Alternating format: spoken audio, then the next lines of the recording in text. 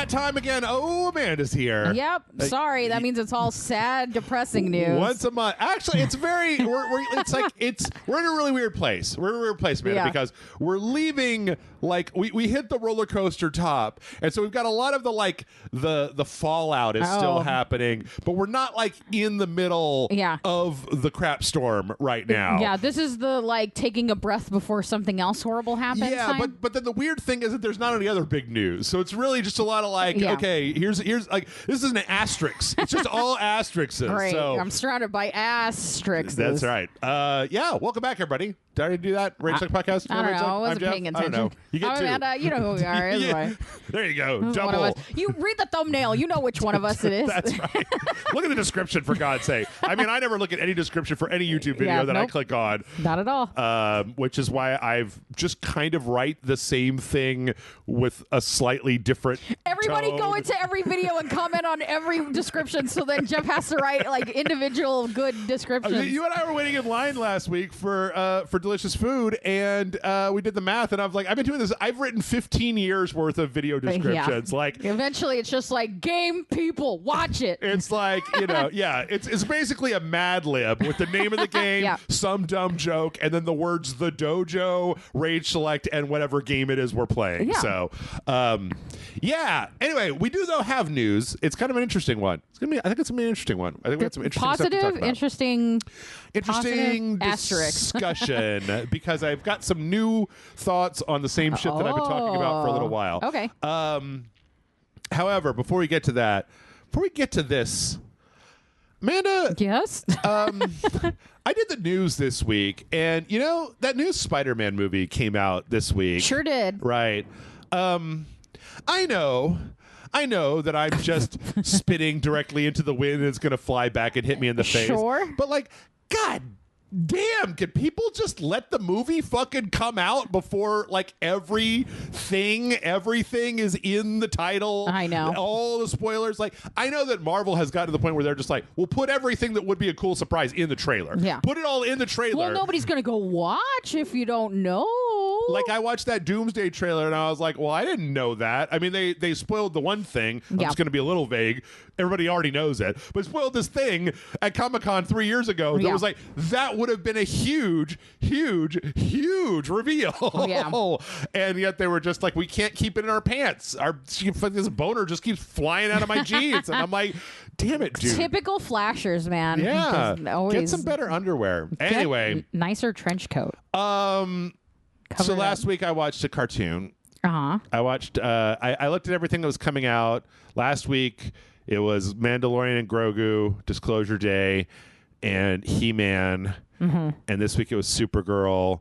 And I just don't have any interest in watching any of these summer blockbusters. Yeah. I actually went back and read the comic that Supergirl is based on. That's good. Yeah. Like, I don't know about the movie, but that comic was good. Yeah. I really liked the way the art was like really good. Western, right? Like a 310 to Yuma. I don't know or not 310 to Yuma. What is it? True Grit is it's the a little, movie you can tell is based around True Grit. It's a little bit that it's kind of Spelljammer, where it's like you got people running around in the universe, but they're like, they've got swords and bows and arrows and stuff, but it's all like kind of weird. It was good. I really liked it. I thought it was an interesting, and I could kind of see. Like you were like, why watch the movie when I could read the book? Yeah, I mean, reading the entire thing took me about 2 hours. I probably could have watched the movie, but I just have heard such mixed things about the movie, and the book is like kind of universally well regarded. I think you should be in the mood to watch like if you read the book and then you're like, you know what, I will watch the movie. I think you would have been in a better mindset than if you're like, I don't really feel like watching it, and then you watched it. Right. Even if you would have ended up liking it. Do you know what I mean? It's just, you got to be in the right mood for those kinds of blockbusters. Also, I didn't know this. Today I was downstairs before you got here looking at stuff on my TV. That Masters of the Universe movie is on Amazon Prime right now. Yeah, we almost watched it the other day. Yeah, so, and Michael said it was okay. I don't know. I may watch. There's so much of this stuff is reheating my childhood and handing it back to me, and I'm like, I was looking at all the stuff that on my movie backlog, and I almost watched Caroline because I'm more interested in that than I am in any of the other things. But I decided I want to watch something shorter, and so I watched Avatar Aang. Oh, this is the one that got leaked early, right? Yes. Yeah. So I'm not really much of an Avatar like I watched Did the original. you watch the sequel series? The whatever. Korra, yeah. Yep. I watched the original. I watched Korra. I watched them both one time. The first one, I tried to watch it and I got bored because the first season of Avatar is a children's show for babies. And then I got super fucking high and I got all the way through the first season. I was like, great. So Jeff High, TV show for babies. TV show for babies. TV show for babies and hi Jeff. Yes. And then I watched Korra when it came out. I don't really remember all that much about what happens. Didn't watch it, so I have no remember idea. it being good. Yeah. I'm not that guy. I'm not the Avatar guy. I can tell you everything that happened in fucking that time I got reincarnated as a slime. I can tell you nothing that happened in season 2 of Avatar. Yeah, that's outside fair. of he fought fucking Mark Hamill, Fire Lord, Sure. at the very end. So they made this movie. It's like all the kids from the Avatar thing are all grown up, and it's kind of between the two because by Korra, the Avatar has been passed on. Old as shit. Yeah, and there's kind of this new thing where Aang just really wants there to be more airbenders, and there's like a prophecy. And I mean, that's fair because we're in all the airbenders like they're all dead. straight murdered. Yeah. So yeah, like he's hanging out one day, and then a bunch of dudes with no bending power show up and kind of like whoop his ass a little bit and take a map to some thing, and we got to get the gang back together, and we got to go find the thing, and then we find some other stuff in the meantime.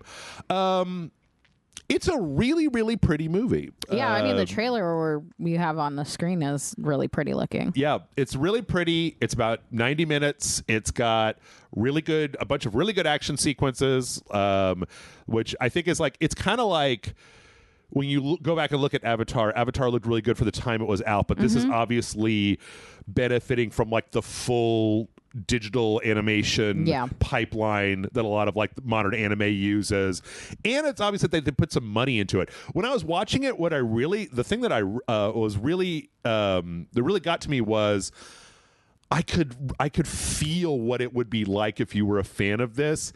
And then the problem here is because it's leaked, they put it in like 2 theaters. Yeah.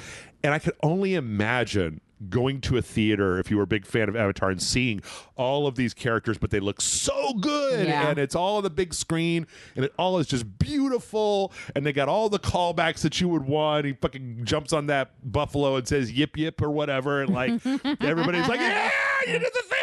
And it's really just a shame that Paramount just dumped it because I don't know why it's cowardice to like the leak happened accidentally. Yeah. And it's weird to punish the movie for that. I agree. But I thought and the fans, because if you're not going to put it out, that means like they're not able to go watch it, and they would have. I mean, it was also... Even if they watched the leak, a lot of them would go back and watch if it's made well, you know what I mean? Yeah, it was also one of the few times... I mean, I don't know. I watched... I mean, it was one of the few times where I was watching it. I've got a pretty big TV downstairs. It's got, fucking HDR and Dolby and all that stuff. Yeah. And I was like, I kind of wish I was watching this on, like, in a theater on the big ass screen. With a loud sound system around it. Yeah, it just reminds me so much of when I was a kid and they put out, like, the Alvin and the Chipmunks movie and you go to the theater and you're like, oh, my God, I'm watching Alvin and the Chipmunks and it's fucking huge. And it's all nice. A goofy movie. I was just going to say, like, a goofy, shockingly enough, whenever I think about really enjoying an animated movie for the first time, like truly, it was a Goofy movie because you never saw those characters on the big screen. Really, you always saw them on like TV, and so when you finally see Goofy on this giant screen, it was like a whole thing. Yeah, and it looked great. Yeah, so I don't know. I think it's totally worth watching. I mean, if you're a fan of Avatar, you probably have already seen the leak. I mean, if not, it's totally worth like a month of Paramount Plus. Yeah. This is one of those few things where it's like, this isn't a remake of an existing Avatar thing. It's an original story. It's very rote, but you know what? I'm also getting to this point where it's like, and then I saw a character, and at the beginning of the movie, the character wanted something. By the end of the movie, the character had got what he wanted, but it wasn't quite what he wanted, and he had to resolve his feelings about it. And oh my God, the power of friendship. And I was like, fucking finally! I'm so tired of watching these goddamn Mandalorian Grogus where it's like nothing changed with any of these people. So did it like there was shaking at the end of it, and the hints at the sequel that's going to happen soon, and then the mid-credit scene gives you one character, and then the end credit scene gives you another character. And there was none of that. But what they ended up doing was the whole like still frames credits with the stuff that probably happened afterwards. Well, okay, first of all, more movies need to do that. That like shit where it'd be like they all hung out in high school, and then it would end and be like this person went on to college in New York City and became a blah blah blah. And this person we now know as president of these United. You know what I mean? Those were so fun. Yep. And I think that like the next thing, I didn't watch it, but then the next thing that's happening is there's an Avatar Babies that's like these two little girls that's like the next Avatar after Korra. Oh, okay. And they're doing it from like the kind of childhood perspective with not Aang, but like, more stable. Anyway. That's fun. It was great. I really liked it. Also, if you guys want to have a really weird thing, I posted...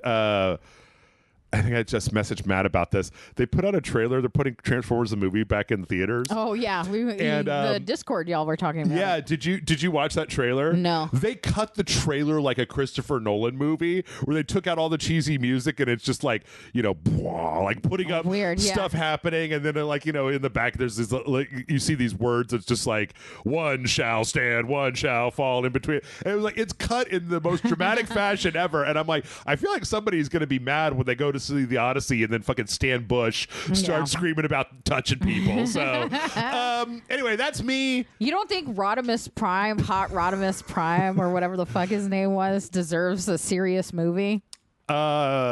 Transformers the movie is a serious movie. It is. It's funny. The first 30 Judd minutes Nelson, of that is, I mean, I did a whole podcast about it, but just to reiterate, the moment when Ironhide, the buddy to Optimus Prime for my entire childhood, grasps Megatron's ankle and says no, and it like pans up and he just point blank executes him on the ground, and I'm like, yeah, you can kill robots. It's fine.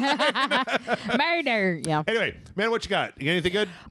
We watched. I think it came out a little while ago on streaming, but we watched The Sheep Detective. Oh yeah, I've heard a lot of good stuff about that. Shockingly good. Yeah.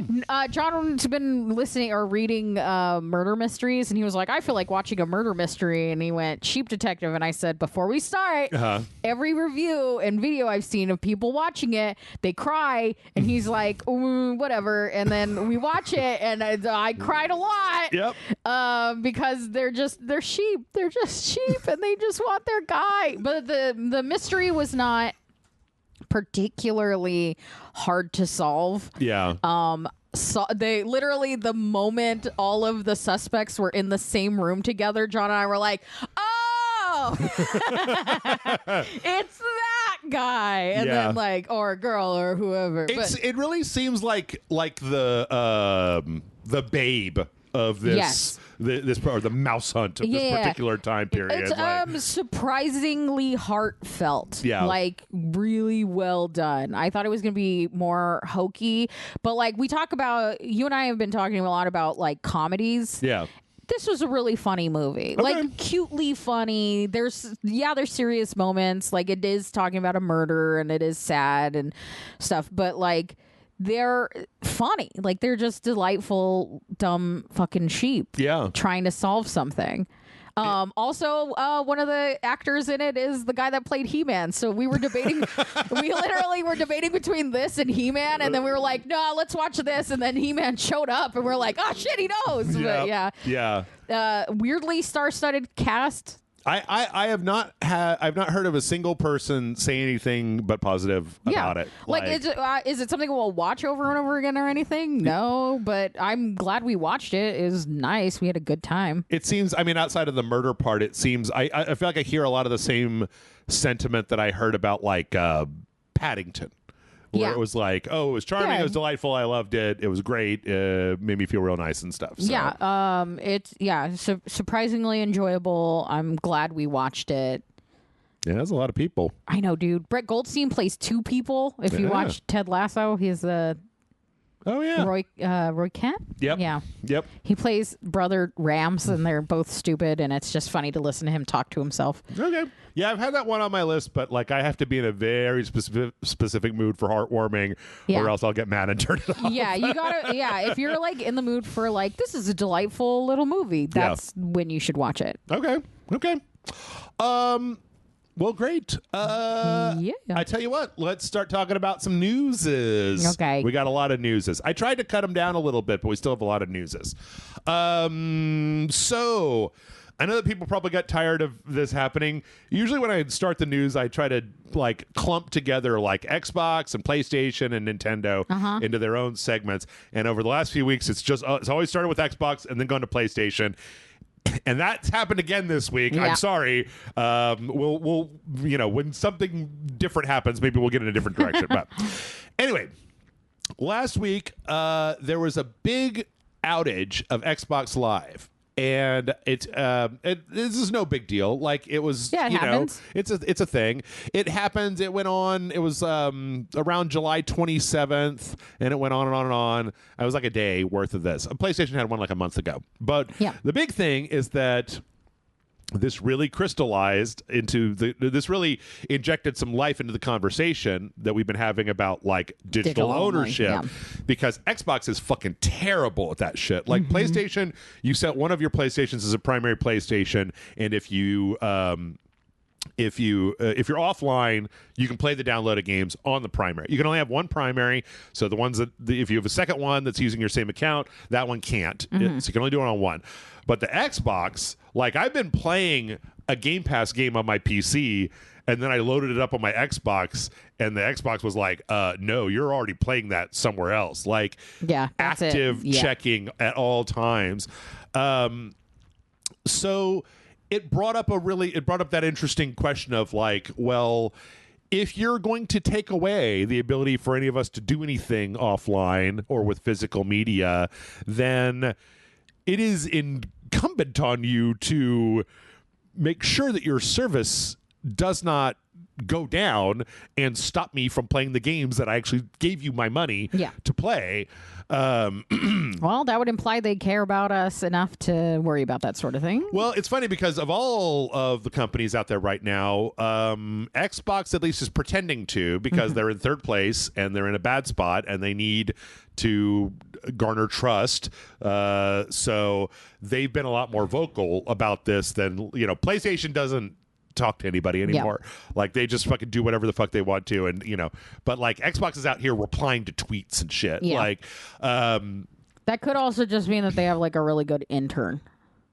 Yeah, I think it's like the entire team, because they had like their chief technology officer, this guy Scott Van Vliet, came out and talked about why this had happened, saying that there was an internal like I tried to tease this out all day today. Quote, an internal service at Microsoft that is shared across multiple products, not some random system. This caused some sign-in scenarios to fail, and it caused many scenarios that required an entitlement check to also fail, such as listing out your full library or launching games that you own, which is troubling. They also said that it's unacceptable. They're looking at fixing it. They would like to do better. I think I kind of believe them a little bit, because part of the whole Microsoft like reorganization is the idea that, they were talked about how they had these layers and layers of bureaucracy, and they were licensing third-party software to do a lot of stuff when they didn't need to, and how they needed to pare it back. And I don't know. This seems like the sort of disaster where like you get all the engineers in a room and go like, okay, let's use this as an opportunity to untangle all this bullshit and figure out a roadmap to getting this back up and running. But I really do think that it I don't know. I keep thinking about Nintendo. I keep thinking about how when this was a problem, Nintendo gave us they gave us like the restrictions, but they painted it like sparkles when they did it with the virtual game cart. And you and I have done the virtual game cart thing a lot, and that shit works fine, super easy. So I don't know. I guess we're back to just the idea that it's like, well, if we're moving to this future, it would be nice if if we had any guarantee of like, if the internet doesn't work, I could still use the things that I paid for. I don't know. It just feels like such an exhausting topic at this point. It really is. It really is. It just feels like for the amount of money people pay and the fact that they're like, please let me use the thing. Please, I want to use my Xbox and to not have it available to them. It's just like, well, that's like the worst business model I've ever heard of. Well, we've raised the price of the console by 30%, but you also can't play anything if you're not connected to the internet. And it's like, oh, God. Yeah. I mean, this was what killed the Xbox One, right? Yeah. Like, was when they said you got to always be online, and Sony said you don't have to always be online, and basically that one E3 tanked Xbox for they're still trying to dig their way out of that hole. It seems to me like if they wanted to engender goodwill, one of the things that they would do would be to give Xbox users the ability to loan games to each other as a way of going like, well, you know, what the fuck? We're in third place anyway. Let's give them a reason. It's like that. I've talked before about how their next console, their Project Helix console, if they did a huge turn and launched that with an optical drive and came out and said you'll always be able to have a disc with Xbox, that would be a huge coup. But it would require them to, like, I guess that's the problem. All of this would require somebody to eat it a little bit. Yeah. You got to be willing to be like, well, I can't have my entire goddamn cake.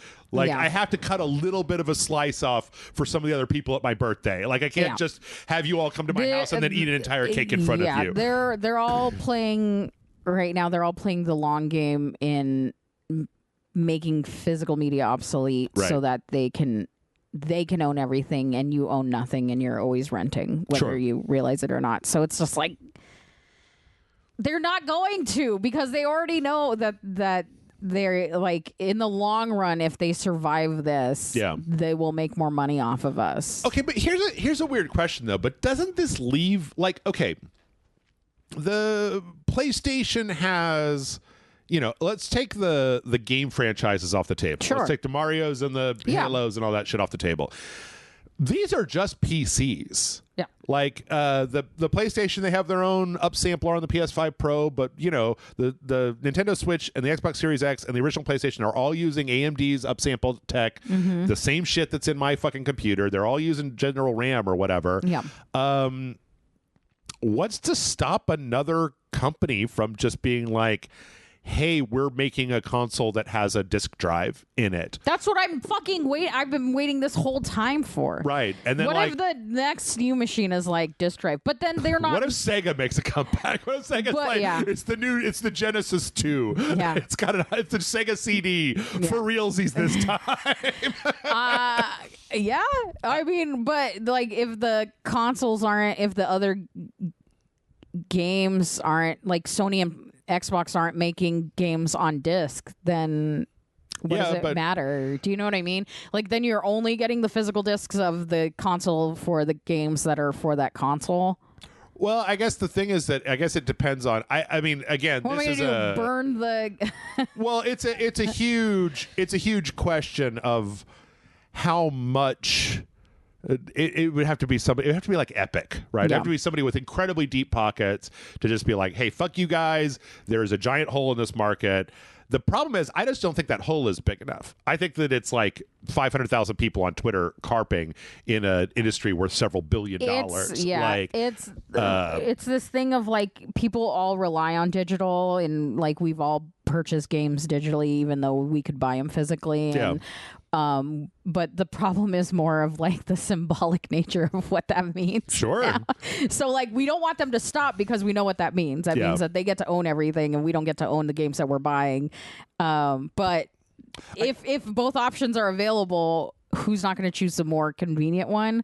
Yeah, I guess that's the thing is, I guess I've been sitting here for the last few months saying like, well, I wish they would give us something for taking away the physical media, and they have. It's called You Don't Have to Leave Your House to Buy Halo. Yeah. Like, I could just buy Halo and I could play it in 2 hours and I don't have to fucking get in my car and drive to the store and find a parking space and make sure I don't get stabbed, go out in the Texas heat, stand in line in front of somebody who hasn't showered in a fucking year and a half, and then get behind this mom who's letting their kid go through every single Pokemon pack. And then the guy at the counter is like, do you want to sign up for a Game Informer subscription? He said, I didn't even know you fucking still made it. They said, do you want a warranty? I said, a warranty on what? Halo? No, it's going to be $10. It's going to be on PlayStation PlayStation Plus, and they say okay, and they put it in a bag, and then I take it out the parking lot, and then as I'm going home, I get in a car accident and I die.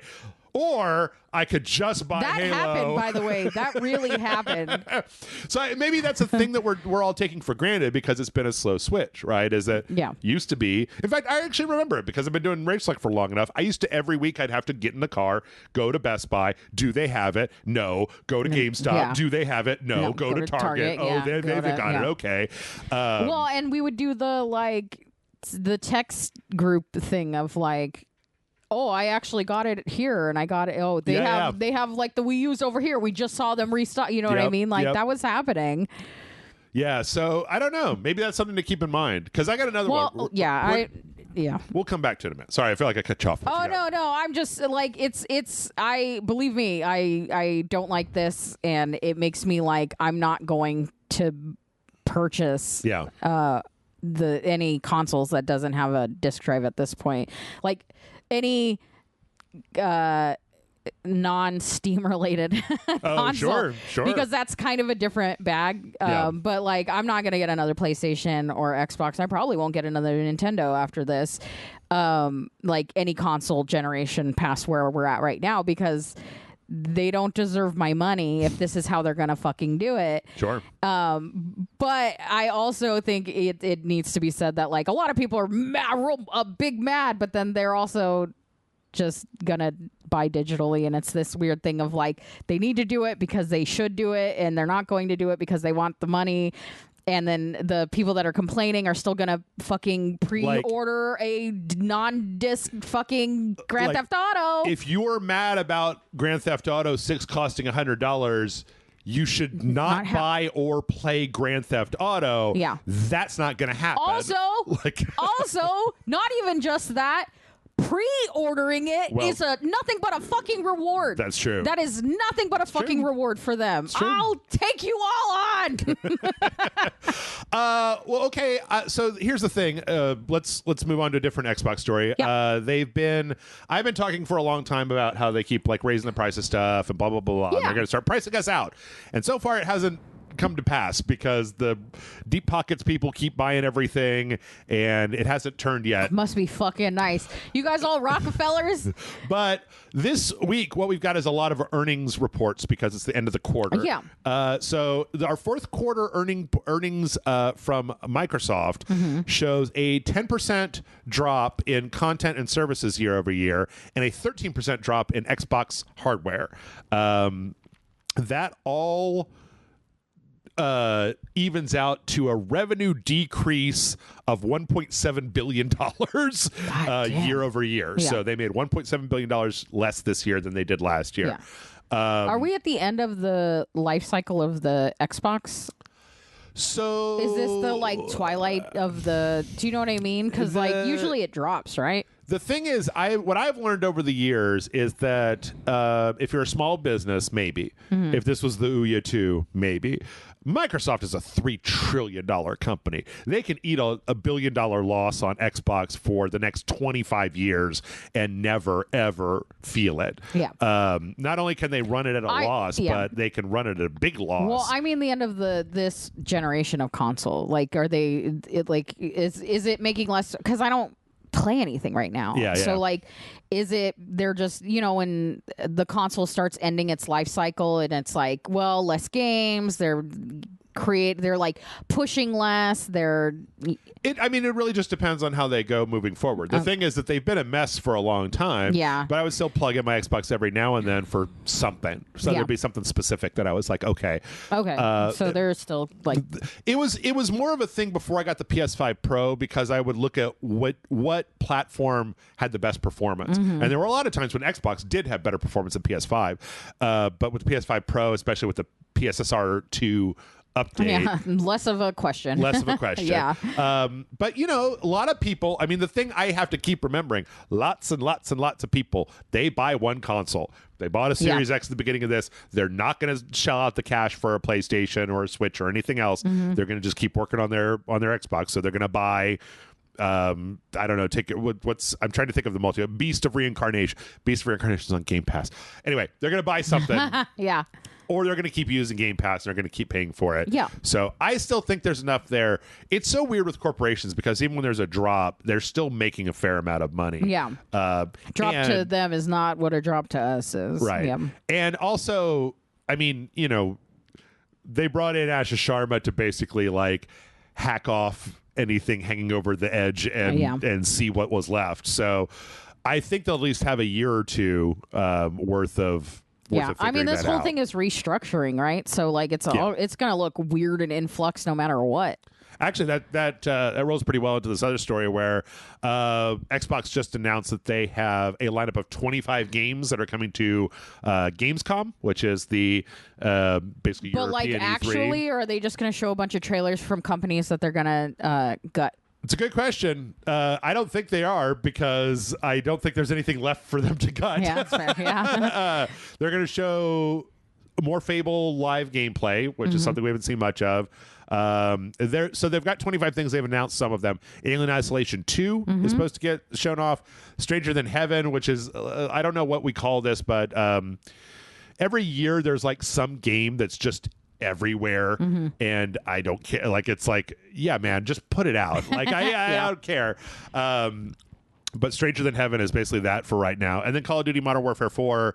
Gears of War EA, Minecraft Dungeons 2, the new Metro game, the Blood of the Dawnwalker, and the new Castlevania and that Valor Mortis game. Those are all going to be playable, so I assume that they're going to be showing those off. Which, you know, they've had a rough summer, so this is happening August. I don't know, something. August.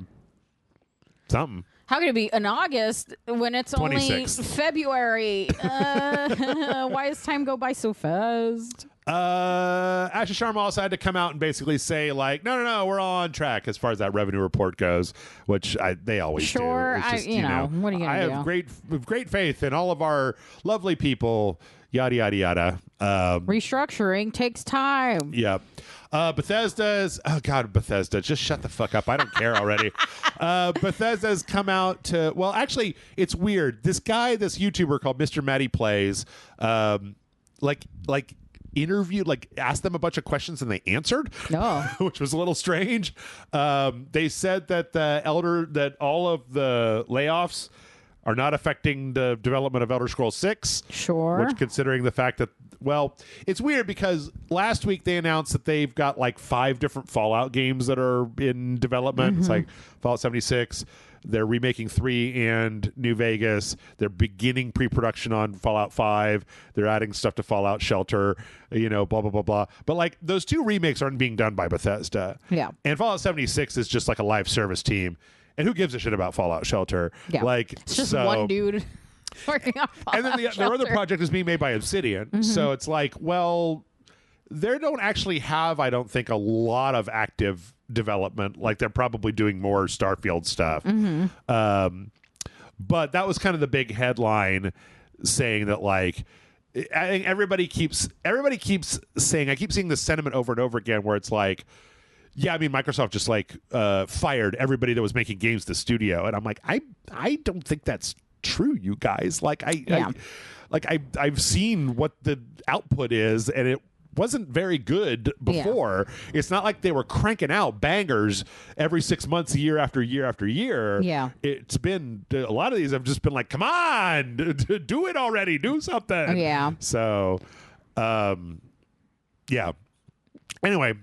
Unfortunately, Amanda, this is the bad news for you. Yeah. Double I saw Fine this. Yeah. laid off 23 people, which, I mean, considering it was probably a lot of the group that was making and maintaining Kiln. Yeah. I mean, it sucks. But yeah, well, they're such a tiny team that 23 is a lot. They're 90 people. Yeah. So it was about a third. And I know that had to they know each other by name. You know what I mean? Where it's not just big corporation and they just went, everyone below this line gets out of here. Yeah. It's that's your fucking coworker you parked next to. I mean, that's probably going to be happening with most of the studios that bought leave. Themselves. I mean, the thing is, not to be a dick or anything, but people tend to forget that during the pandemic, every single part of the video game industry expanded beyond what it was capable of doing. Yep. Everybody just assumed that the good times were going to last forever, and it's 300% profit every single year over year. Yeah. And I feel like we had this conversation back then where we were like, this isn't going to last forever, and they just kept doing what they were doing. But like again, I every so often I try to put on my business shoes and pretend to be a mister. I put on the Monopoly hat and the monocle, pretend like I'm a CEO. Is that why you keep taking money out of my wallet? Yes, okay, that's what happens. Yeah. Yes, that's why. No other reason. And like, why wouldn't you? Everybody's doing it. Yeah. Like loans, money is free. Like the interest on loans was so cheap during the pandemic that borrowing money from the bank was essentially free because you borrow the money, you spend it, you put it as debt on your books, and you don't have to pay it back until later on. Yeah. The whole sector was exploding. Like Animal Crossing during the pandemic was ridiculous. Because everybody was home. Yeah, but nowhere in the past has Animal Crossing ever had the cultural footprint that it had in fucking 2020. And never fucking again. I don't care what anybody says. It never will happen again. So, of course, they expanded. And then I keep going back to like, well, then if you see the writing on the wall that the market's going to contract and you're a CEO, why would you bother tightening your belt? Like, all that's going to happen is I'm going to have to fire 23 people from my team, but that's not me. Yeah. So the people that make those decisions are like, I'm not getting fired, and all I do is wait until the finances go down, and then I just tack off somebody else's leg, and throw it out the door and be like, okay, well, that's it. Which is really cynical and blows. It assumes that those people can make those decisions and sleep at night. Like, I couldn't do that. And they can. They absolutely can. And it's the thing that's the grossest part about this is the hardest part about becoming an adult is finding out that the villains don't have sad backstories, nor do they gain a conscience by the end of it. Yep. They didn't have a there is no. I'm sure they're miserable. The person that bullied you was probably just having a time of their life. Yep. That's just the fucking reality. People that act like dicks are like rich and famous and fucking all the time. Yeah. The reason why the people that are famous are the people that are rich are because they don't have the morality or the like feeling of worrying about other people. So if you could disregard everybody else's like any empathy towards anybody else, you are going to have a much easier time exploiting people for money. I guess, but then it also, like, again, I don't empathize with companies, but the other thing is, like, if you were in charge of an organization that had 4,000 people and you were told that 100 had to be let go or else the other 3,900 were going to like lose their jobs. Yeah. You'd be like, I really regret those 100 people, but I don't even know them. Right. Like, but when you're the person making that decision and the amount of money it would take out of your pocket to just lower the amount of money you have Very true. is like pocket change. Yeah. And you could keep those people, then you're, it had to happen to save the other 1,000 people. Is actually like more of an invalid argument, but like not saying every boss should have to like make less and less money every time something like this happens. Sure. And like success in a business is not just self-sacrifice or whatever. Yeah. But like there is a point where it's like, oh no, me, the billionaire, has to decide who doesn't get to make $20,000 because it's always the people that make the least amount of fucking money that will lose their jobs. And it's just like, come on. I don't know. See, that's the thing. That's the place where my empathy stops. Is like, I cannot imagine if you were paying me a salary of $30 million a year where they were like, listen, we're going to have to fire 100 people or you could take a $5 million like pay cut. Be like, how do you spend $25 million?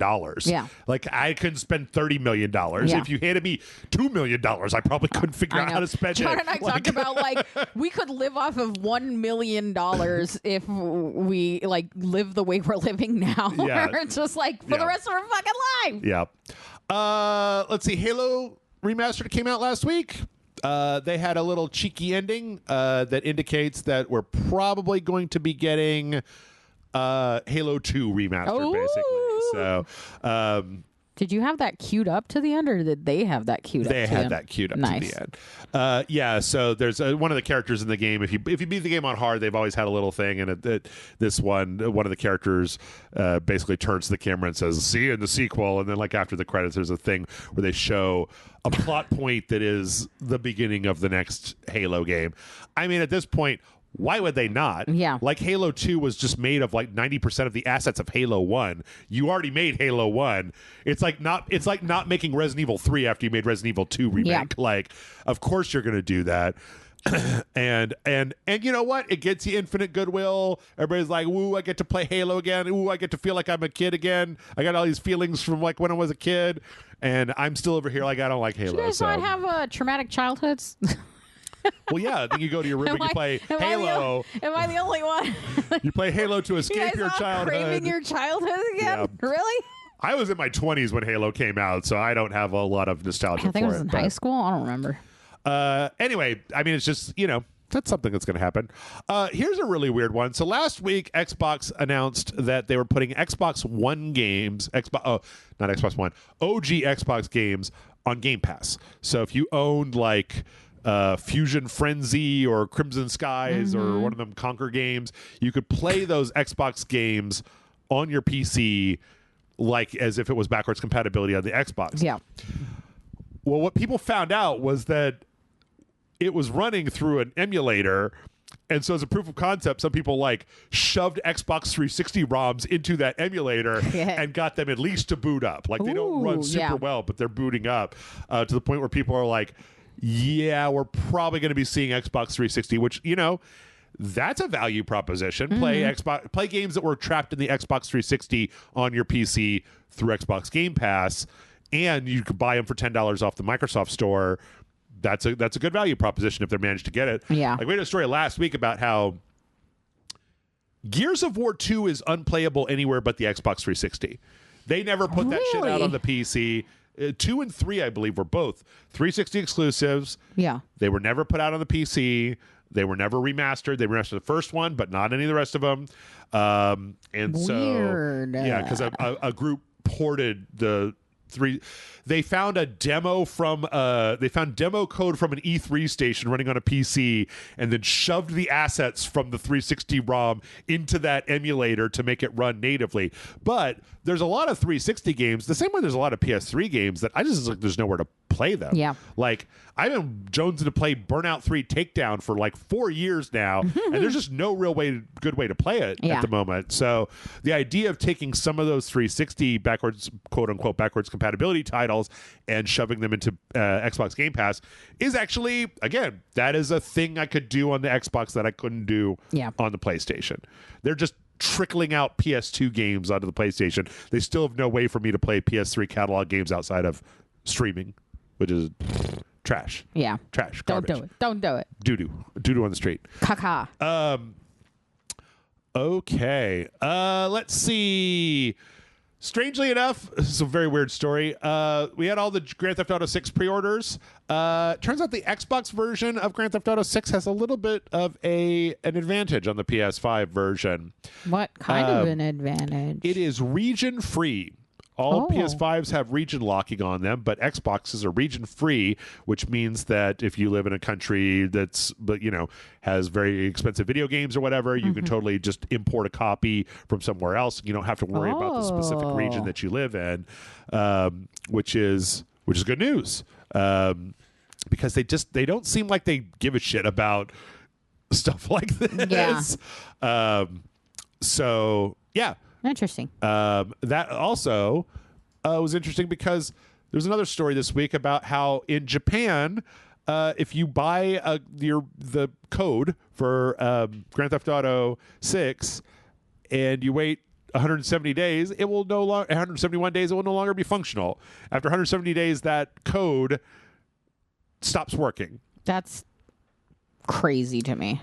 Would you like to know why? It's the craziest thing you've ever heard.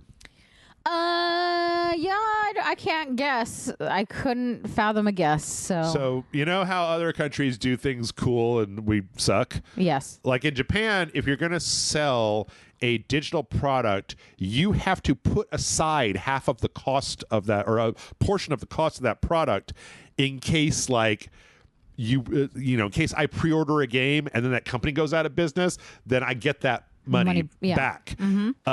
Well, it turns out that you only have to do that for games that are coming out more than 6 months after their release date. Digital games that are coming out more than 6 months after the release date. 170 days is a little bit short of 6 months. And so they obviously did that so they didn't have to put that deposit basically down to do that. But it also means that it's like what a weird thing. Like, what if as a game, like if you run a game store in Japan and you have a boxed copy which just has a code in it on the shelf and it doesn't sell in 6 months? Yeah, is it does Rockstar trash? just like send you another one and you throw that one away? Yeah, or do you like... understock then so that you don't have that issue? Or it's a good question. I don't think that anybody has that issue because everybody's just buying it digitally. But yeah. And you know what? I think with that we're going to go ahead and take a break. Unfortunately we went on a little bit longer of a tangent. I know. Unbelievable. Absolutely unbelievable. Believe it. But you know what? I still have plenty of shit to talk about Sony. We got through all the Microsoft. Let's talk some shit about Sony. Good. We're going to take a break. When we come back, we're going to do just that.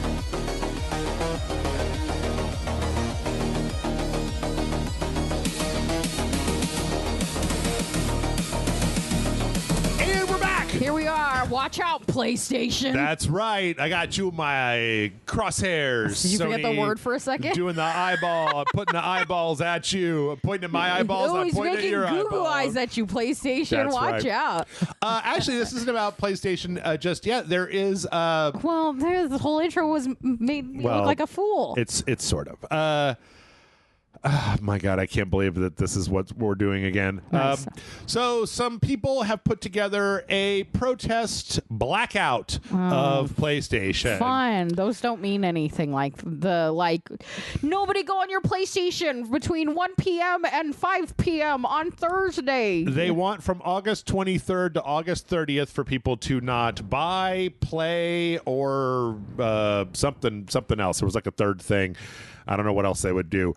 Anything on the PlayStation, not interact with anything on the PlayStation. And this is very, very telling because I looked up when the games come out and Wolverine comes out earlier in August, but you're not going to be able to get people to stop playing the PlayStation. Yeah, for so Wolverine. they picked like a dead zone to specifically kind of. It's like there's a couple of things in there, but it's like the Star Wars XCOM game and Captain Tsubasa soccer anime. You know what? I won't be buying those games. But the thing that'll show them. Okay, but here's the thing. Here's the thing. Here's the thing. You know what? Here it is. They put out this statement, and it's here, I'm just going to read it. For several years now, Sony Interactive Entertainment has continued to grow further apart from its fan base, whether it's closing beloved studios like Bluepoint, pursuing a misguided live service strategy, canceling fan events, leaving PSVR 2 to die, or completely out of touch with the franchise players want to see return. PlayStation never felt more disconnected from its community. Ending physical discs in 2028 feels like the last straw. We understand there is only so much SIE can control, but with decisions that are within its control, the company continues to mismanage the strong position it inherited from the PS4 era. This sentence right here. We miss Twisted Metal, SOCOM, Sly Cooper, and Resistance. We miss PlayStation Experience. We miss Japan Studio. I'm like, bitch, nobody fucking the problem is this needs to be. It's about the discs. Yeah. You are muddying the waters with this. Yeah. Nobody gives a shit about SOCOM. Yeah. Nobody gives a shit about SOCOM. SOCOM was a thing. I liked SOCOM as much as the next guy. Yeah. But there's Ghost Recon, there's fucking Rainbow Six. The idea that it's the last time. I'd be fine with them stealing all the content via taking away physical discs if I got another Twisted Metal, Jeff. Right. The idea that Sly Cooper is going to be the thing. Fuck, he is pretty sly though. Or Twisted. They made another Twisted Metal on the PS4. Nobody liked it. And they're in fairness, that was not a good Twisted Metal. Pursuing misguided live services, and it's everybody did that. Every single company is doing that. PlayStation. They should all be punished for it. Now continuing it. But. I mean, maybe, but the idea that you need a focus, you need a clarity of purpose, and the idea of lumping all this together, it's this is not Grievance Fest 2026. Yeah, you're we want the discs to go away. We're gonna protest, and the one thing we want back is the discs. That's what we want back. Maybe you're not even for the PS6, but we want the PS5 to continue to have discs. Yeah. It isn't gonna work.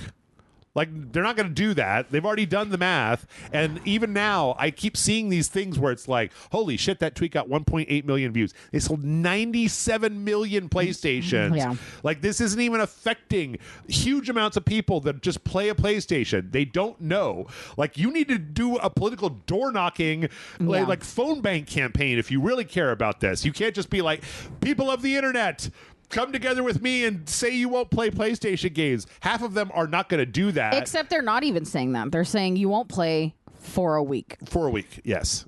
Yeah. Like boycotts are already a really hard thing to do.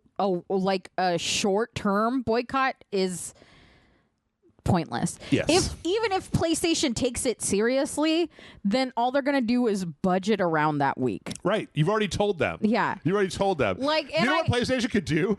It's just get in touch with the developers and be like, on our platform, we're delaying all of the games out of that 1 week. And just like for 1 week, there's just nothing on the store. Like, I'm not on the side of PlayStation. Yeah. PlayStation could do a big end of August fucking summer sale and make everything $5 just to fuck with you guys. Yep. Like, and it's like, come on. That's the problem. I mean, you know, I think genuinely, if you feel this way, you got to stand with your convictions and just stop purchasing. I think I understand. I think that people who are mad about this have vastly overestimated how mad anybody but them is about this. It's like when they canceled I don't know, they fucking cancel Supernatural or something. Like Supernatural had a bad finale and they're like, oh my god, can you believe it? And it's like, well, yes, I know that you know that, but like, I don't give a shit what happens at the end of Supernatural. You could delete that entire show off the entire internet and it wouldn't affect me. Someone would have to tell me about it. It could have already happened and I wouldn't even know about it. So the idea of this is like, you have to do more work than put out tweets. You have to do more work than put out tweets. Yeah. I mean, at the very least, you have to go get. What if you change your profile picture to a black screen? So you have to. I mean, like, if you're going to do slacktivism, you at least have to go get like Moist Critical to bang this drum for his entire time, and the other ones. Who's that? Who's the creepy one? The Asmongold guy, like the right wing dudes. You get the right wing dudes on there as well. Who's the creepy one? And we're talking about streamers. I don't know. All of them? I don't know. All of them? Me? Is it me? Was that the one? It turned out the real creeps were the friends we made along the way. Anyway, you have to do more. And that's the thing, is that every time this shit happens, people are like, I'm going to tweet about it. And it's like, that doesn't do anything. Like, it doesn't do anything. You're preaching to the choir on Twitter. Yeah. Like, you have to reach out to the people that aren't on Twitter. Hell, this podcast is preaching to the choir. I'm sure the people in the comments are like, I mean, if you gave any of us the decision to be like, yes or no, still have physical discs, people would be like, yes. Yeah. You know, I'm sure that if you asked every single PlayStation user, if I turn on my PlayStation, there's a big thing that came up that said, do you want to still have the ability to buy physical discs, yes or no? That most people would probably click yes, because why not? But that's not the world we live in. So, Tomb Raider Catalyst, which is the next Tomb Raider game after the remake that they're doing, has been pushed out from into 2028, which means that it will not also have a disc on PlayStation when it comes out. Because do you think that was the intent? That's why they pushed it, because they were like, no disc. No, but it does make me wonder how, like, what the internal thing is. Like, if you delay your game, it's like, yeah, but we have all the art and everything. We want to do the discs. And so I was like, I'm sorry, we don't do that anymore. Yeah, I guess you just say okay, but I'm sure there'll be discs on the Xbox. So yeah. Also, I mean, I should drag this one up. There's actually a huge PS5 sale going on right now. There's a digital sale, but also in stores up until August 12th. A lot of games are like $30 instead of $70. They're probably going to start trying to get rid of all of them. Yep.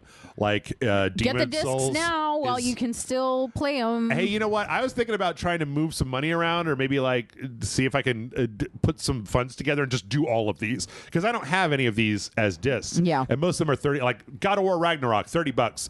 You know, Death Stranding 2 is $40. Ghost of Tsushima is $30. Horizon, both the Horizons are $20 and $30 or $30 and $40 respectively. You know, Spider-Man 2 is $30. $40. What's that? Astrobot is $40. Astrobot was game of the year. Yeah, but is there enough game for it to be $40? I didn't play a lot of There's we played what we played, but oh no, there's a lot of Astrobot. Okay. There's like 12 to 14 hours worth of Astrobot as well as bonus stuff that I don't came know. out. I thought it was much shorter than that. Oh yeah, and there's also like challenges to get like on harder difficulty levels to get through stuff. So but yeah. Anyway, or you know. You could always do this stuff on the PlayStation Store, but whatever. God of War Lao Fei. We had like weird knowledge.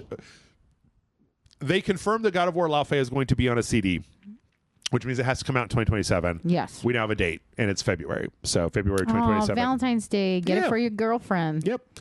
And or then boyfriend. also, this is at the SD San Diego Comic-Con panel. Cory Barlog confirmed that they are making another God of War game after that with Kratos that ties into the stuff that happens in Lao Fei.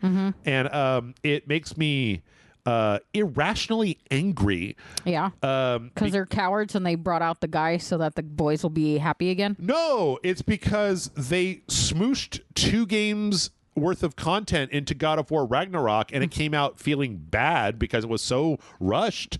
And Cory Barlog was like, well, we're doing this because like if we did the same development cycle, by the time we got the third part of that trilogy out, I would be like in my 50s. And now it's like, well, bitch, you're gonna be in your 50s anyway. Then what like, is this? Why did you screw up the end of that storyline by because he didn't think you were gonna bring this up, playing at 1.5x, and now you're like, no, I really like it. I mean, obviously what happened was they pulled the money dump truck up to his house.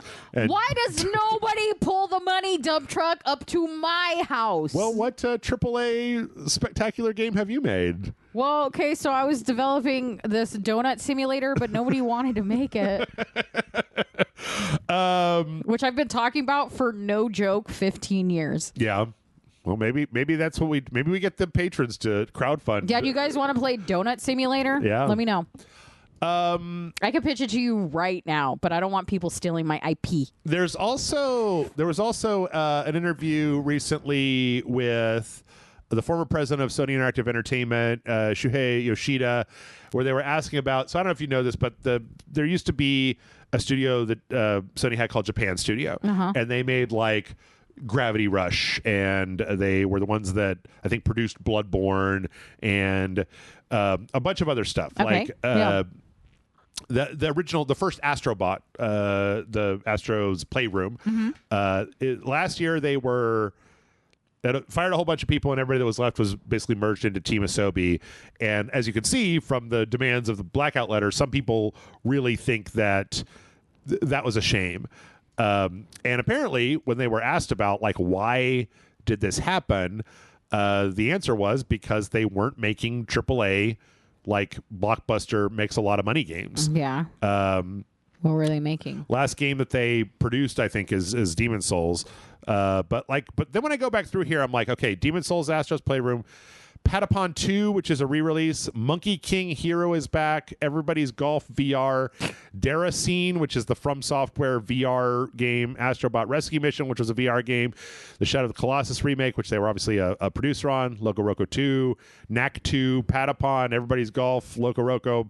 Parappa the Rappa. Gravity Rush 2. The Last Guardian. Tomorrow Children. Like like Bloodborne is in there, but they didn't make Bloodborne. FromSoft made Bloodborne. Yeah. And like Last Guardian and Shadow of the Colossus are in there, but they didn't make those. Yeah. Like they seem to just have a lot of like Parappa the Rapper and Patapon, and I'm like, you dare disrespect Parappa the Rappa? Yeah. Yeah, 100%. Yes, the year of our Lord 2026. I'll fight that dog. I never played it. I don't care about it. I've tried playing it since then, and I'm like, okay. Oh yeah, it's not a go back to game for sure. So, yeah, I mean, I don't know. That makes sense where they were like, we don't want to be investing money in AA games that may or may not make their budget back. Yeah. If we're going to not make our budget back, we'd rather do it on huge AAA games. Also, around the time that they were dissolved was before Sony started having trouble with Destiny and Concord and that kind of stuff, Marathon. Yeah. This was back when they were putting out God of War and Spider-Man and, the Helldivers 2. Like, these were big-ass games. So...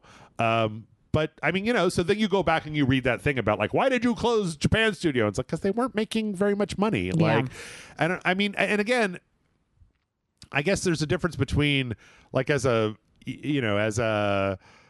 thinking, feeling human with a heart being like, if they make back enough of their budget, if they're not running at a huge negative, then I don't know, leave them open, as opposed to like, well, they're not making a huge amount of money and we could be using that talent to make huge amounts of money as opposed to just medium to small amounts of money. So anyway, all right, Sony, your time is done. Capcom, you survived this time, Sony. Capcom had their end of quarter, so we got some interesting news from Capcom. 93.3% of Capcom sales so far this year have been digital. Oh. That sounds. I mean, yeah. A lot of that happened because their Steam has accounted for more and more of what they do. In fact, I had a thought that I wanted to get out earlier from a story that I cut. There were a bunch of developers that were all like, oh yeah, it's a real shame that Sony is taking away the optical drive. Like I really miss, when you open a present and you had a disc and you were putting the disc in and hearing the whir and blah, blah, blah, blah. And I'm like, yeah, but none of that is on Steam. Like, I don't really want to hear that as an excuse because like, I don't want to keep up with discs. I bought that Halo game, that Halo remake, so I could let Michael take it home with him on a disc. It took like 2 hours, like an hour to install that thing, to copy it from the disc. And then there was like a 60 gig update file on top of that. And it was like, oh God, what a pain in the ass. I could have just done one click and then been done with this. Yeah. Well, I feel like I feel like it's been an active thing to make discs useless as well. If we start getting into Amanda's conspiracy brain, that they like, if the game was fully complete, you wouldn't have to install anything or have any, day one patch things and stuff. And you could just, there was a time where you would just get a disc and throw it in and play the game. And then you get the disc, you throw it in and you connect to the internet and you log into your account and you know what I mean? And that's just like, dude, that fucking Halo game made me log into my Microsoft account. Yeah, I bet it fucking did. And then I installed it on Game Pass, and I wanted to play co-op with Michael, and it wouldn't let me because I was logged into both of my Microsoft, the same account on both my PlayStation 5 and my PC. And so I had to log into my personal account on my PC in order to play co-op, and it was like, wow, that's bullshit. Yeah. That is some bullshit right there. So I think that's part of it, is just like, well, we make it so it's the most inconvenient thing in the world to play a disc game, and then we go,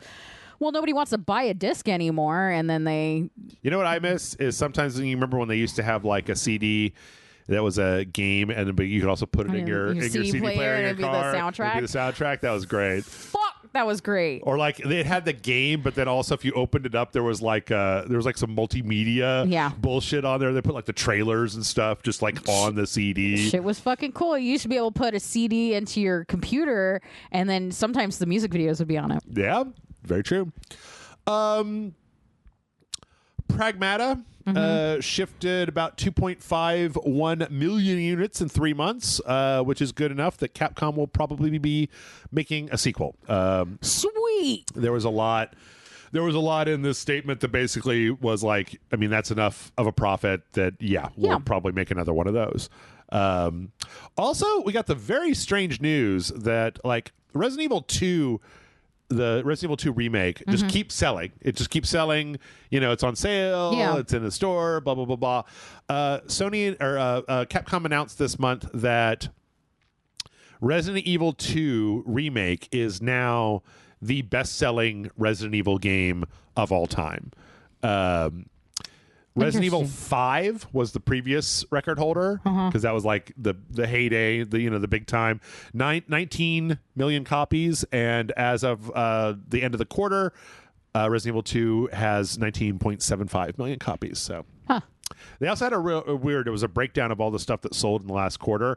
And I think they said there was like 170,000 copies of Resident Evil 6 sold. And I was like, who the fuck is buying Resident Evil 6 in 2020? How? Where? They're finding a way and they're buying it. God, I have so many questions. What if it's just like one guy over and over? I have all the questions. Who? What? When? Yeah. Where? How? Yeah. So are you okay? I need to know. They also had an interesting thing. I mean, I think this is an interesting peek into the way the video game industry works. So Capcom's been doing a lot of weird shit. They put out that dinosaur game, the dinosaur online game. Yeah. They made that weird Onimusha tower defense game. They made Pragmata. Some strange games. They're bringing back Onimusha, for fuck's sake. And they basically came out and they said the only reason that we're able to do all this is because of Resident Evil. We have this one franchise that we put out every other year, and it's so fucking popular believe it. that it props up everything else that needs to get done. Yeah. So we can totally have little teams that are working on Pragmata for 6 years before it comes out, or a new Onimusha. Buy Resident Evil 6 some more, I guess. And that was what really put us over the edge. That one fucking guy out there buying RE6. He just likes the giraffe blowjob on the front. That's what sorry for having some taste in art, Jeff. But who? For what platform? I need more information than what was Xbox 360. I don't think you could buy RE6 digitally and play it on a PS5. I don't know. Somebody's out there collecting all of the copies of Resident Evil 6. And when he gets them all, then the world ends. We got to stop him. Fuck.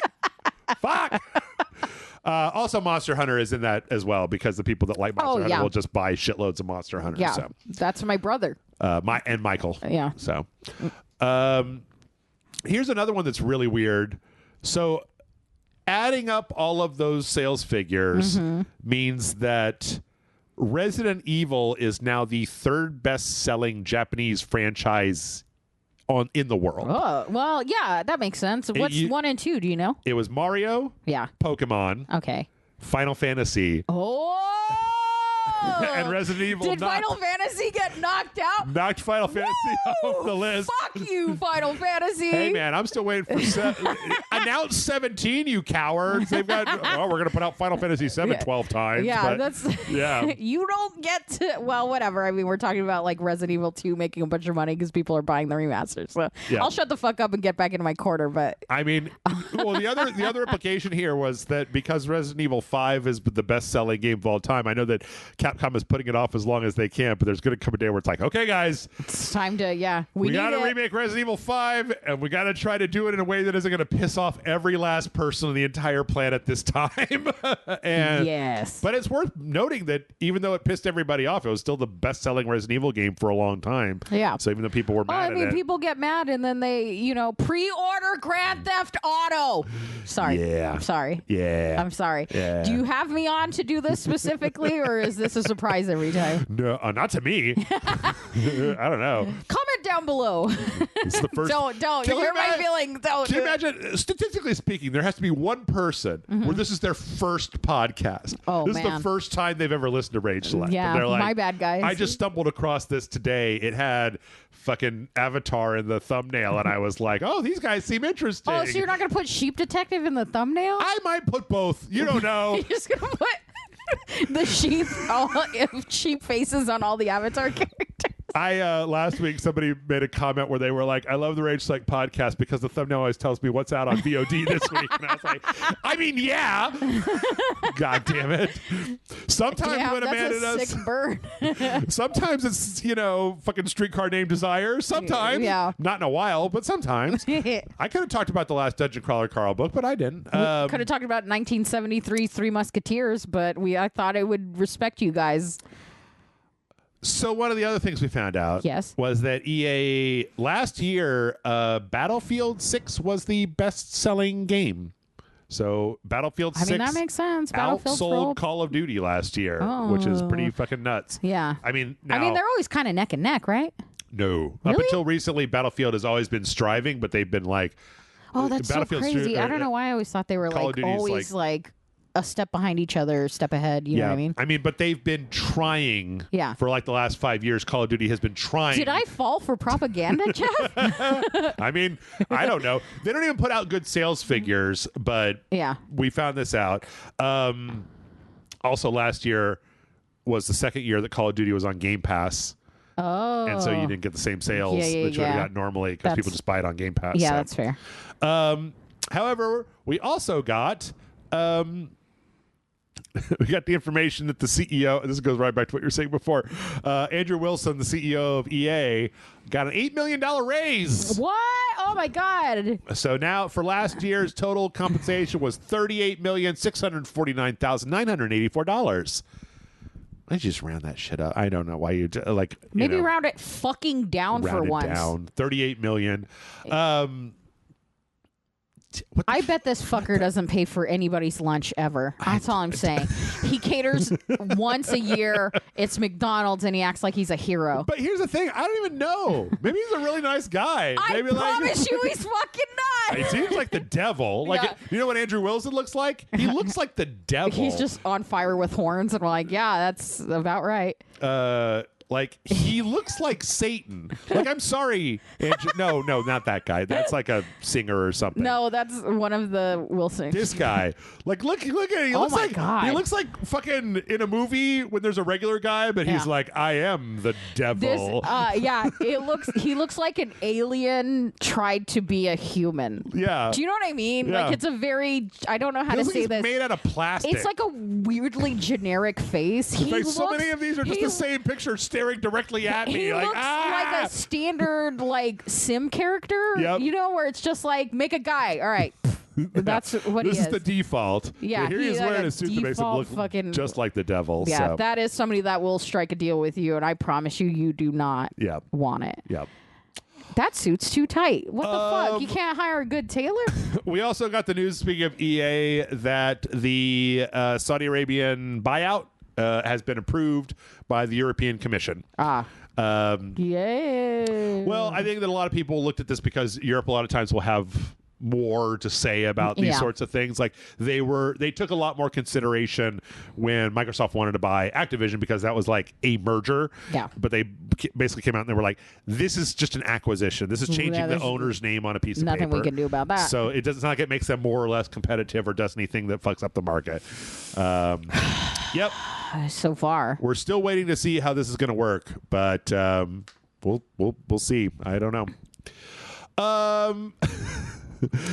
Here's a fun one. The Japanese patent office has gotten really bitchy with Nintendo. So, we've been going through this whole thing with Power World where Nintendo wants to patent, like, throw a ball at a Pokemon and catch it. Yeah. And a lot of, I think both the U.S. and Japanese patent office are like, you can't, that's not enough. Yeah. That's not close enough to a thing. Well, Nintendo, this is I encourage everybody to go read the actual full thing of this, but let's see if I can get you some of the highlights. Nintendo came back at the patent office with when they rejected it with like this rebuttal. Yeah. One of the things we'll get back to this, put a pin in this. One of the things that the patent office showed was a 13-year-old fan game that never got fully made of Pokemon. Yeah. That was basically like it was one of those unlicensed fan infringement PC games. So first Nintendo said, well, a video of a video game is not a video game. So you can't point to that to say, because that's just a YouTube video. That's not an actual video game that happened. Mm-hmm. Also, when they described the characters in that video game, the patent office called them like Pikachu and Bulbasaur, and they were like, those are not licensed characters. That should have read an unlicensed copy of Pikachu, an unlicensed copy of Bulbasaur. Yeah, this is literally here's this from PC Gamer article. Yeah, it would have been more fitting, it said, to use language like, quote, a character that infringes on Pikachu, unquote, or, quote, a character that infringes on Bulbasaur. Wait, right before that, all I can read is by their official God-given Christian names. Right. Yeah, it was saying that the patent office referred to the characters in the video as like Pikachu and Bulbasaur. Yeah, and it was like, that is an unlicensed copy of Pikachu. That's so funny. They were real bitchy about all of this. If you're going to be bitchy to us, we're going to be bitchy right back, baby. Yeah. So then the Japanese patent office came back and they were like, it doesn't fucking matter if it's a game or not. Now, this is really interesting, Amanda, because I've been watching this case for a while. Here's a video 13 years ago of Pokemon Generations. This is 10 years before Pokemon Arceus came out. And we've got like an Ash Ketchum and a Pikachu, and you grab a ball from your inventory and you drag it with your mouse, and he throws the ball at Pikachu, and Pikachu goes to the ball. This is the exact thing that they are trying to patent. So the idea that it's like one of the stipulations for a patent is that you have to be doing something that could not have logically existed anywhere else. Yeah. And the idea is that, like, you know, throwing a ball at an animal to catch it is not like it could be a ball that expands into a net, right? Yeah. Like, you can't patent throw ball at animal is not a thing that you can claim that you have ownership over.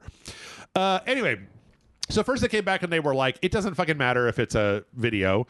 It's still the concept that matters. Yeah. But then the one that I love more than anything else, here's the quote. This is in this article talking about this as advanced pedantry. Quote, if it's impermissible to refer to the character name in the reasons for refusal, then, accepting some redundancy in favor of precision, the elements should have been identified as follows. An object in the form of a small animal instead of Pokemon. An object in the form of a boy wearing a red hat instead of Ash. An object in the form of a small yellow animal instead of Pikachu. An object in the form of a small green animal instead of Bulbasaur. And a spherical object with a red upper half and white lower half instead of Pokeball, saying that, like, if this is how we're going to do it, then when you tried to file something, you shouldn't have used the names of any of this bullshit. Yeah. If this is if this is the level of pedantry that we want to be dealing with, then you should have been just as fucking pedantic in your bullshit. You think I just work at the patent office for funsies? Yeah. So they have one more chance to basically come back with another thing, but this is one of those things. I mean, my God. this is in Japan. Yeah. Like, this is like if this is an American Patent Office just issued a statement that was like, you know what? Fuck Nintendo and fuck Pokemon. It's for babies, and you should. I'm gonna patent it. We're just gonna accept the patent ourselves and take it over. Like, this is a huge beatdown for them. Yeah. Oh, so I'm patenting your balls. Yep. Which is good, because they should be able to do this. Yeah.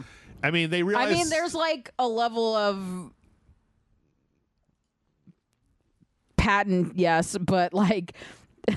Doing this specifically to be just an outright asshole is a bit much, guys. Well, the thing is, if Pow World was a user project, they would have sent lawyers to intimidate the person that made it, but it's a company, and so they have to do it in court. Yeah. And you can't just say I own everything that looks like a Pokemon, because Digimon already exists. Yeah. Like, also, you can't fucking do that. It's not a fucking Pokemon game. Yep. Like, it's not what Pokemon is, and I like appreciate the usage of the character designs is a bit much for me. Yeah. But like, it doesn't play like Pokemon, so I don't know what the fuck you want, but it's not a Pokemon game, so what does it matter? Yep.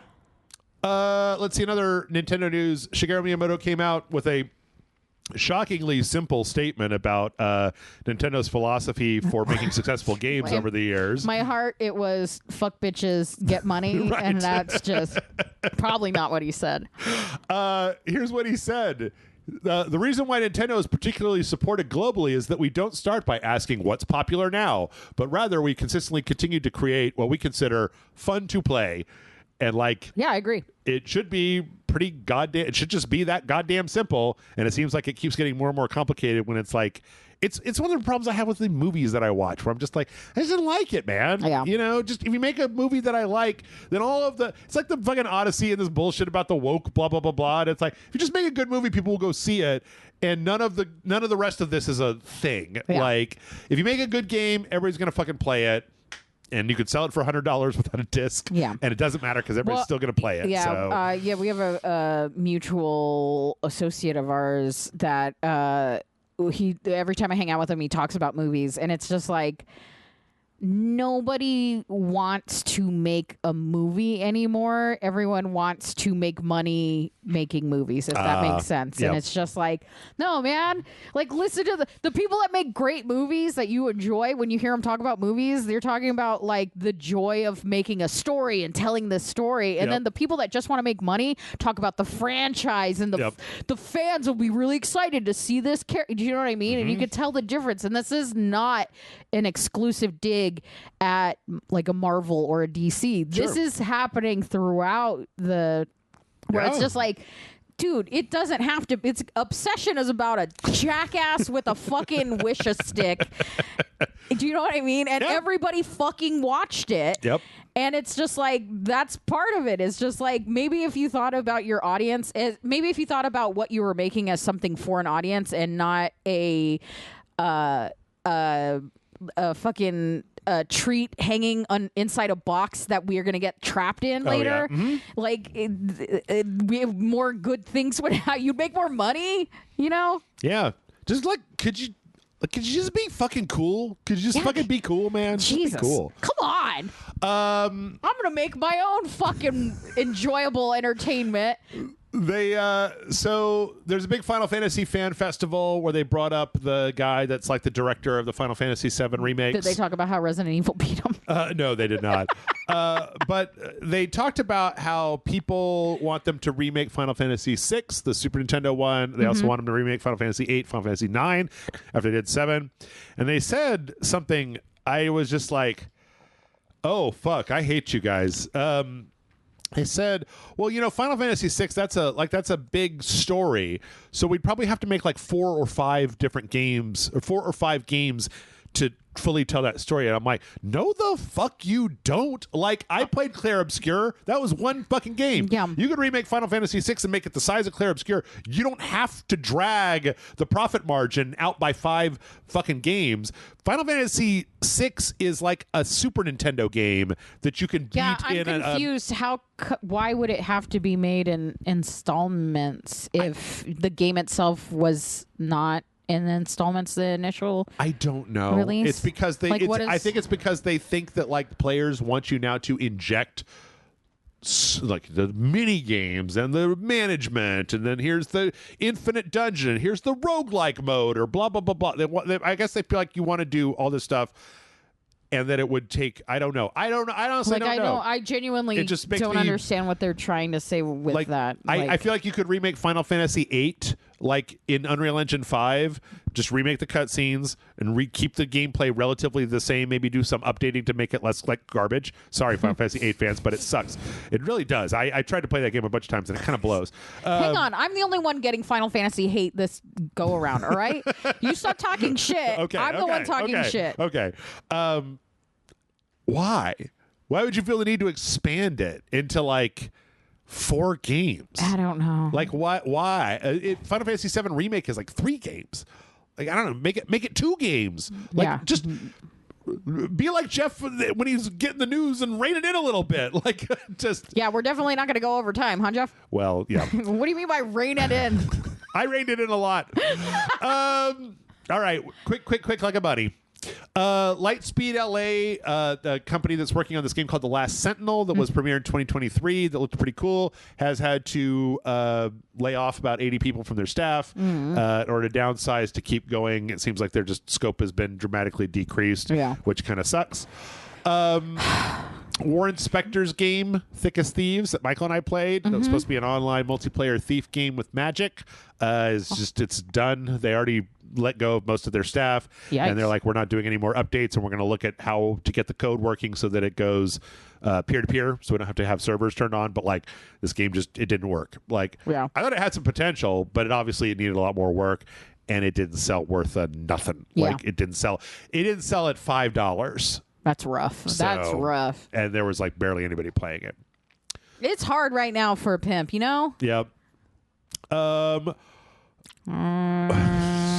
Let's go on to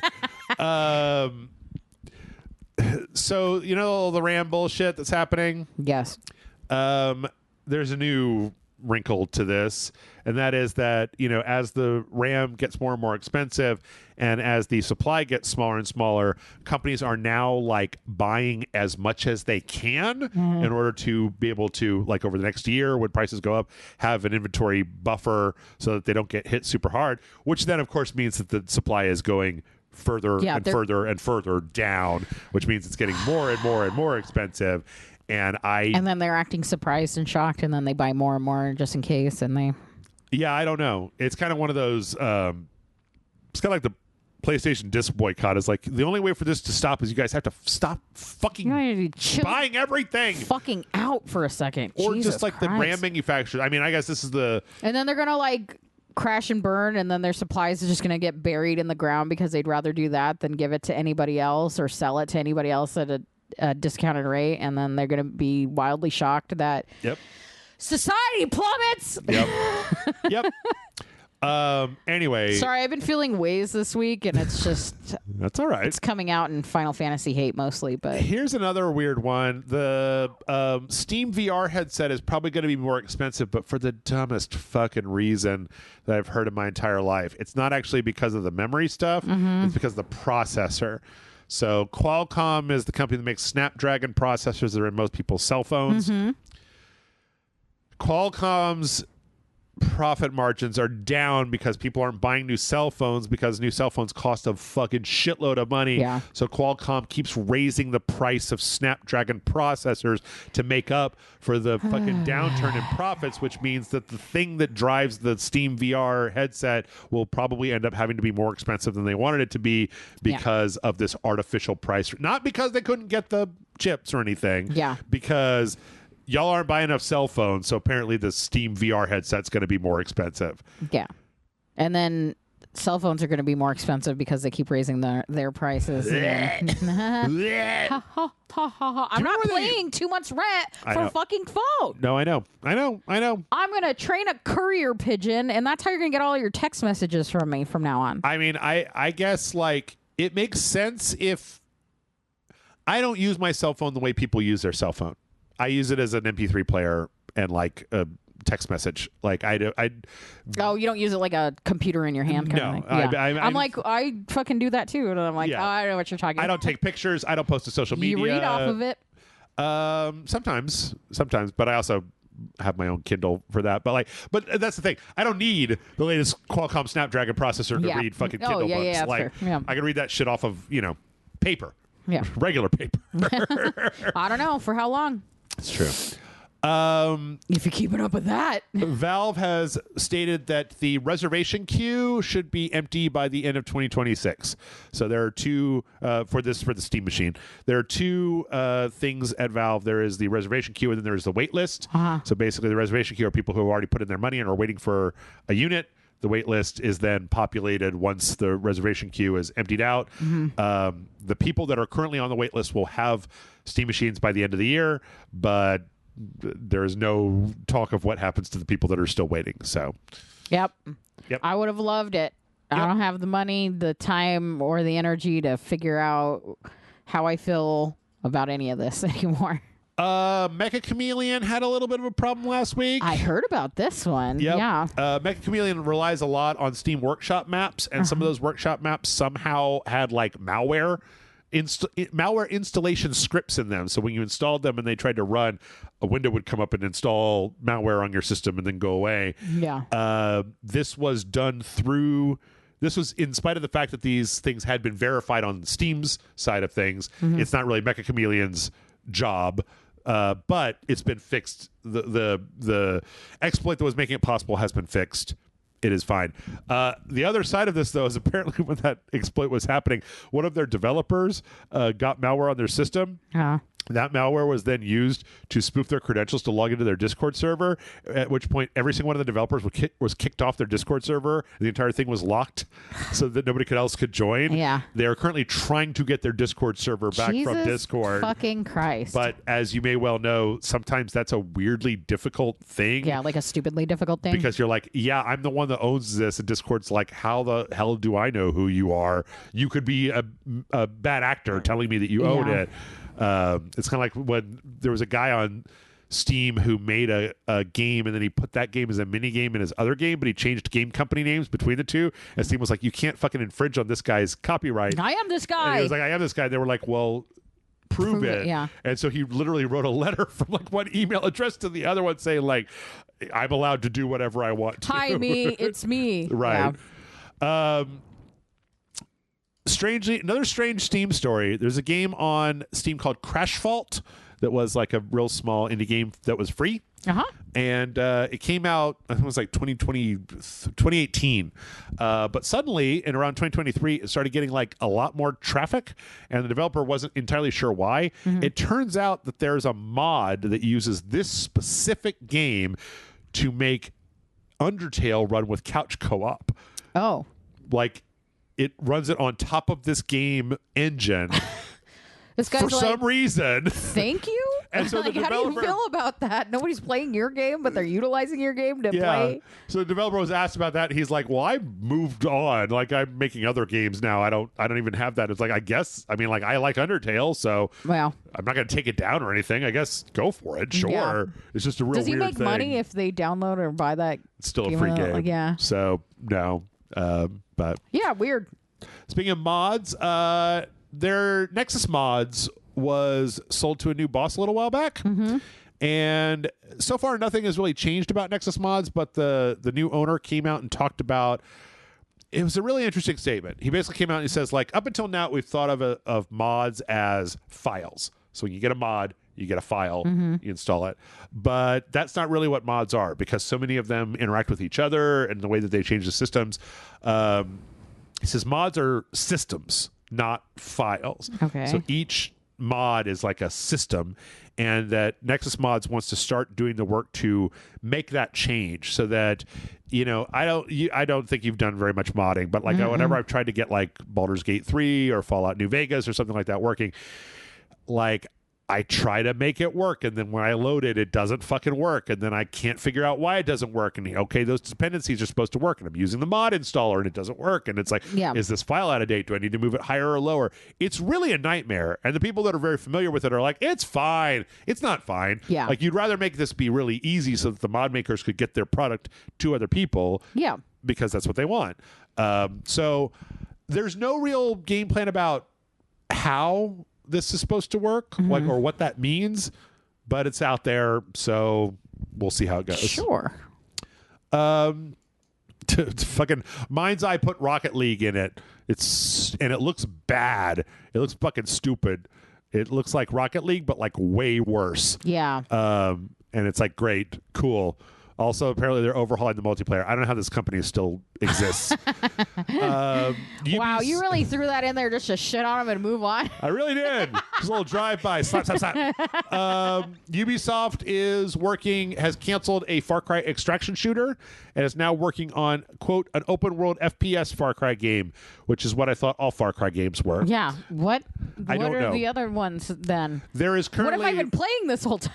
There is currently a new Far Cry game in production. This was another project that was supposed to be an extraction shooter set in the one of the Far Cry universes. They decided that, nah, bro, so they canceled it. But then apparently that team is making what I just said, quote, an open world FPS, unquote. I'm like, is there a difference between that and Far Cry? Because if there is, I'd like you to fucking explain it to me. Yeah. Or they just really want to specify that it's going back to open world? I have no idea. I guess. I have no idea. No. CD Projekt Red was at some point making a Cyberpunk Edge Runners beat 'em up side-scrolling brawler. Oh, okay. Which is cool. But they may not be anymore. Oh. They had an unnamed project was canceled. It's probably this. They refused to comment on it, but we got that news, which sucks because of all the things that you should have a tie-in to the show. I mean, I guess Cyberpunk 2077 is the tie-in to the show. Yeah. But like having another game out there that was a little bit easier to get into might have been a fun thing. Easy, accessible funness. Dungeons and Dragons is doing a crossover with World of Warcraft. But sure. Not in the video game in the way. Hearts and minds of everyone involved in both. Yeah. They're putting out a source book in D&D for World of Warcraft, like rules and races and stuff. It's crazy they haven't done that before. I mean, maybe, but like I imagine there's 1,000 fan-made ones. Yeah, I guess. I don't really know. I don't understand D&D anymore because of how popular it's gotten. I still don't understand like Only understood it when it was underground. I understood when I played it, but and last but not least, I thought you would like this. The producer of Silent Hill F was talking at a lecture this last week, and they said that they encouraged all of their employees to read somewhere between 100 and 200 books a year. Oh. And the reason for this is because, this is like the Shigeru Miyamoto thing. It's like, well, reading gives you more more fertile ground in your brain for coming up with new ideas, and reading more does that more. Yes. So, which is consuming media, oddly enough, reading specifically, but like most things is better for your mind because it keeps your brain active in doing things. And then if you're creative, it gives you more like wheels a turning for creating things. Absolutely. Yep. So you don't consume nothing, then you think of nothing, baby. Or I don't know if you're just watching YouTube videos like I do. Anyway, depends on the YouTube video. It's true. That's where we're gonna stop. When we come back, we've got trailers left to go, so stick around, and we'll see you in just a minute.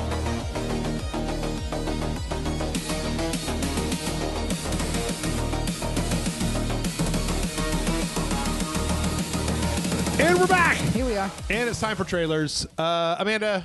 Yes. Spider-Man is in everything now. Yes. Spider-Man. He's here now with us. Yep. The brand new day suit from Spider-Man has been shoved into every game that has a Spider-Man in it. Yay. Starting with the Spider-Man 2. This is the PlayStation one. Yeah. They also threw in the Marvel Tokon one.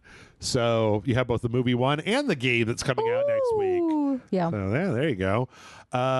Me. Also, me. Fortnite. Yeah, that's not surprising. It's got Spider-Man. It's also got the Punisher and the big green guy. I don't know. It makes sense. Hulk? I think it makes sense for the Punisher. The big green guy. What's his name? The Jolly Green Giant? Yeah, that one guy. Why does Spider-Man have, like, gauntlet gloves? I don't. Did you see? Oh, yeah, I don't know. Why the fuck? I don't know if that's part of the design. That's ugly. All I know is that, hanging out with Michael, I've gotten to listen to hours and hours and hours of the difference between this Spider-Man suit and that Spider-Man suit and the other Spider-Man suit. That's why I don't let John and Michael together in the same room for long periods of time, because it'll just be a never-ending story of that. Just talking about Spider-Man. Yeah. We also, Marvel Rivals has a Spider-Man suit as well. Yeah. So... If he looks so young to me in Marvel Rivals. I guess it's like he does have like you can kind of see where the gloves are even on this one. Why is it so thick? I don't know. I don't understand. I don't pay any attention to Spider-Man. Wolverine's had the same fucking two costumes for the last 35 years. Are you like a brown, what is it, like brown and yellow Wolverine, or a blue and yellow Wolverine? I like the brown and yellow Wolverine. Yeah. I think it looks better than that was like just the first one that I saw. The blue and yellow one, though, it's never entirely sure whether it's going to have the big ears, the big eyeball ears, or the little ones from Hulk where he first showed up when he had that outfit. So when they were trying to make him look like a Wolverine. Only costume I don't like is the black leather jacket shit from the original movies. Oh, yeah, when they were just wearing. Yeah, okay, I got that. I'm like, a jacket? Oh, a jacket? No. I don't know how this works, but apparently Spider-Man Brand New Day also has a PUBG mobile crossover. Sure. They put out like a CGI trailer, and I tried to find like any indication. I think it's like a little sub-game mode that you could play as Spider-Man inside of PUBG mobile version specifically. I'm like, is anybody playing PUBG? I mean, I guess the Chinese market is probably playing PUBG mobile. And they love Spider-Man. And so, yeah, they can get the web swinger there. Like, it's all, this whole trailer is like him and like the faceless dude with the helmet from PUBG. Yeah. I'm like, the his iconic close PUBG personal man. Friend. Yeah. So, but yeah, Spider-Man's everywhere. Okay, well, here's a crossover that might be more of interest to you. Old Sonic Racing is getting a crossover with them turtles. I love them turtles. The turtles that are teenagers, and they're also ninjas. They are ninjas. Yeah, it looks like all 4 of them are there as different drivers, and then they've also got a kind of a modified I love kart a group version. of mutants. They're my favorite. Yeah, of the Turtle Mobile. Yeah, is that what it's called? The van. I don't remember what it's called, but yeah. And they're all based on the last movie, the Mutant Mayhem. Yes. Which I feel is weird. Like there was one game that was based on Mutant Mayhem. I was kind of thinking that because it was so well regarded that we would have seen like a sequel. They are doing a sequel. Like faster, not like Spider-Verse. Yeah, well, they did the series. Oh yeah, I guess they did like true. a little short form series that's supposed to hold us over for the sequel. Okay, but it's because of the way the animation is, and all the voice acting is already done because they didn't want the kids' voices to change. Oh yeah, but it's like a whole thing. Okay. Or at least that's what I've been told. I don't know. I don't keep up with this stuff, but looks like they've also got a map that's like the New York map with the big kaiju guy from the movie in it. I don't know. Sonic Racing is weird because it's got a lot of crossovers, but it's also it's kind of hard. Yeah, it's kind of a hard game. So, have you thought about getting good? No. In a Sonic game, no. No. I have more marathon to bash my head up against. Crazy Taxi put out Crazy Taxi World Tour. They put out a video for the West Coast. Because the best coast? The whole thing with the new Crazy Taxis is supposed to be all over the place. Yeah. So instead of just having the one map, you got a whole bunch of different maps. Hell yeah. So yeah, it appears to be California love. Yeah, I don't know. When they say West Coast, they just mean California. Pretty much. What the fuck? Yeah, part of it is I don't know. There's a lot of weird shit going on here. Launching a guy from Muscle Beach into the ocean. Yeah, you got this one where there's like a guy with like 1 billion pizzas. Oh yeah, hell yeah. They're all stacked up. So I don't know. I never played Crazy Taxi. So I don't have nostalgia for it. John does the voice of the guy from Crazy Taxi. Uh-huh. That's all I know about Crazy Taxi. Okay. That is literally all I know about Crazy Taxi.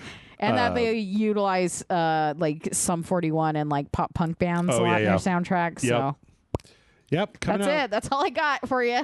Coming out next year. Speaking of Sega, we also got this is a combat trailer for Stranger Than Heaven. Stranger Than Heaven is weird because it's got like the thing. I'm always very curious about this thing where it's like the L1 button is your left hand and the R1 button is your right hand and the L2 button is your left foot and the right. And so for a game from the Yakuza guys, it seems like, I don't know, that it could be so finicky that it doesn't appeal. Yeah. But I will say that this trailer is violent as shit. Like a lot of people are just getting, normally in Yakuza, you grab a cone and beat somebody in the face with it. Whereas there's a lot of people just getting straight up like crowbar stabbed. Yeah. Oh my God. Like that was his face. Crowbar to the face or. Yeah. Just there's a lot of pointy objects in this. Yeah. They're like straight up butcher knifing. It's pretty crazy. It's pretty nuts. It was pretty violent. I was hoping that this would have a little bit 1943 more, was a violent time. What can I say? a little bit more information about how this works. Yeah. As opposed to just kind of showing somebody doing it. Like there's a weird little circle with stuff in it, and the other guys have circles with like what does the circle mean? I don't know what the circle means. What does your Pac-Man mean? Yeah. But there's definitely a lot of stabbing dudes. Yeah. So interesting. Yeah, it's coming out January of next year. We got a 5-minute trailer for the next Final Fantasy XIV expansion called Evercold. I really wish that I liked Final Fantasy XIV, but and I don't even think that I dislike it. It's just at this point to play to where they are expanding to would be such a fucking time investment, and I don't have the time for that. But apparently, this whole thing is like it's a world where the entire surface like froze over, so it's like kind of an ice world. But then the people retreated to like these giant airships that have cities on them. which is pretty cool. Those. Yeah. There's not a lot of specific information because this is just kind of like the initial trailer. I think the last expansion was like a tropical thing. This one's like the Mortal Instruments, but in the air. Yeah. Like giant flying cities full of various people. It looks like there's some kind of new like Death Knight class and some kind of giant, I don't know. It's not gun fists? Yeah, it's like two giant shields that also have cannons on the bottom of them. It looks great. I mean, these cutscenes are always top notch. Like, yeah. Square Enix makes really good cutscenes. I'm trying to understand what's happening, and I feel more detached from reality than ever before. So a lot of this is what you're not getting is one, because I'm skipping through it because it's 5 minutes long, and two, there's a whole thing where there's like an old lady telling her daughter like the story of the world and what happened and how. Well, yeah, I assume there was some sort of conversation over this, but yeah.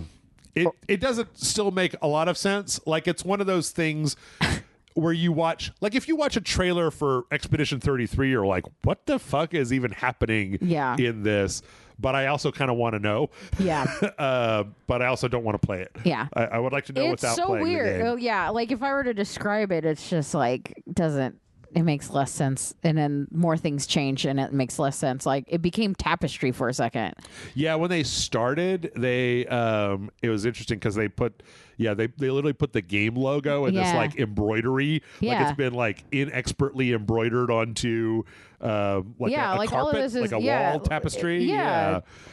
Which is cool, but also it's just like, let me weave you a tale. And then this old lady talking to like a ram child, and then the people are fighting and it's springtime, but not anymore. Yeah. It's freezing. Yeah. Is your bird cold? What gust of wind will take us all out? And then they go into the sky fucking ships above the clouds. Yep. Which definitely would not be cold. And then they get attacked by what turns out to be like a tree man. Well, yeah, and there's like these little weird drone robots that keep coming. Yeah, and so like you'll have to forgive me. I don't know what's going on. It was a lot easier to understand the last trailer because it was like, what if there was a tropical island full of places to hang out and quests, and the locals were there, and there were like tombs to raid, and this is like, what if there were flying cities above an ice world? I don't know. Yeah. Full of drones and big fucking weird kaiju dudes. Yeah, and then there's like a point where, see, that's like a fucking tree god or something. And then they're like but down below in the ice tundra, there's like a little elf woman maybe praying, and then she fucking evaporates. Yep. Is she dead? I don't know. And then a dude saw it and was like, shit's weird, and then looks back up, and then we're gone. Different scene now. Yep. We're gone. Back to Tapestry. Just for a second, title card. Yep. Were you confused? I was confused. I'm not confused, but it's only because I'm familiar with this bullshit. This is like the 5th one of these I've watched, and I'm like, okay. January 2027 is when that's coming out. I'm sure we'll have a lot more trailers and stuff. This is just kind of like the teaser. Hang on, I got to study up. Yeah. I'll be back. Let's see. We got a short little video for Resonance: A Plague Tale. Mm-hmm. So that's the new Plague Tale game that's coming out that appears to be some kind of like prequel. I still don't really know exactly what's going on. It's like a lady who's like a gladiator or something, and she appears to have like this little. It's like an Assassin's Creed bauble that a bunch of weird future light is coming out of that you use to. I just didn't know what you meant by bauble, and then and then she brought it out. I'm like, bauble. One of those. Yeah. Her design is pretty. And there's a bunch of like puzzles with weird colored lights and rotating stuff and vaguely Tomb Raider-y puzzles. I was thinking Uncharted because some of those Nathan Drake puzzles are so goddamn convoluted. Yeah. It does make me wonder, though, if the whole thing with the rats is still a thing. I don't know, because this is the franchise that started with like the rat swarms. Oh, where it's like in the medieval thing with you and your little brother, and you have the torches to try to keep the big rat swarms away. And there was like a second one. I didn't see a single rat in this. No, but it does appear. Are we the rat? I don't know. It appears there's something about like you have to stay in the light or the light is safe. but I don't think it's directly related to the rat swarms. So I don't know. Interesting. It looks really good though, like a quality. Don't let Nintendo find out about you carrying and throwing a ball around. You throw that ball at a single rat, your ass is oh my god, you're going to court. They announced an update and an expansion for Stalker 2 called Cost of Hope, that is introducing some new weapons and some new areas, as well as a big update. They're even updating the version of the Unreal Engine that they're using. I one of these days I need to go back, because Stalker 2 was kind of fucked up when it launched. Yeah. And apparently they've done a lot of work on it. And I've always wanted to like try, like give one of the Stalker games an actual like go. try. Yeah.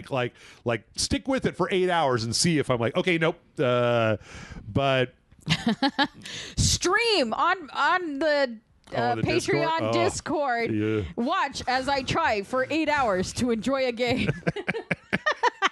It's so hard. There's like 5 other games. I just started playing this one. We're gonna watch a trailer. I started playing this other game. I shouldn't have done that. There's like a million games coming out. I'm like, why am I even playing anything else? But August 20th is when that's coming out, which should be cool. We got a gameplay trailer for Guns of Eschaton. Yeah, I don't know. The ESCH is always a... I like this. This was apparently all the character designs for this were done by the artist that made Half-Life 2 designs. Okay. And he died. This is like his last project.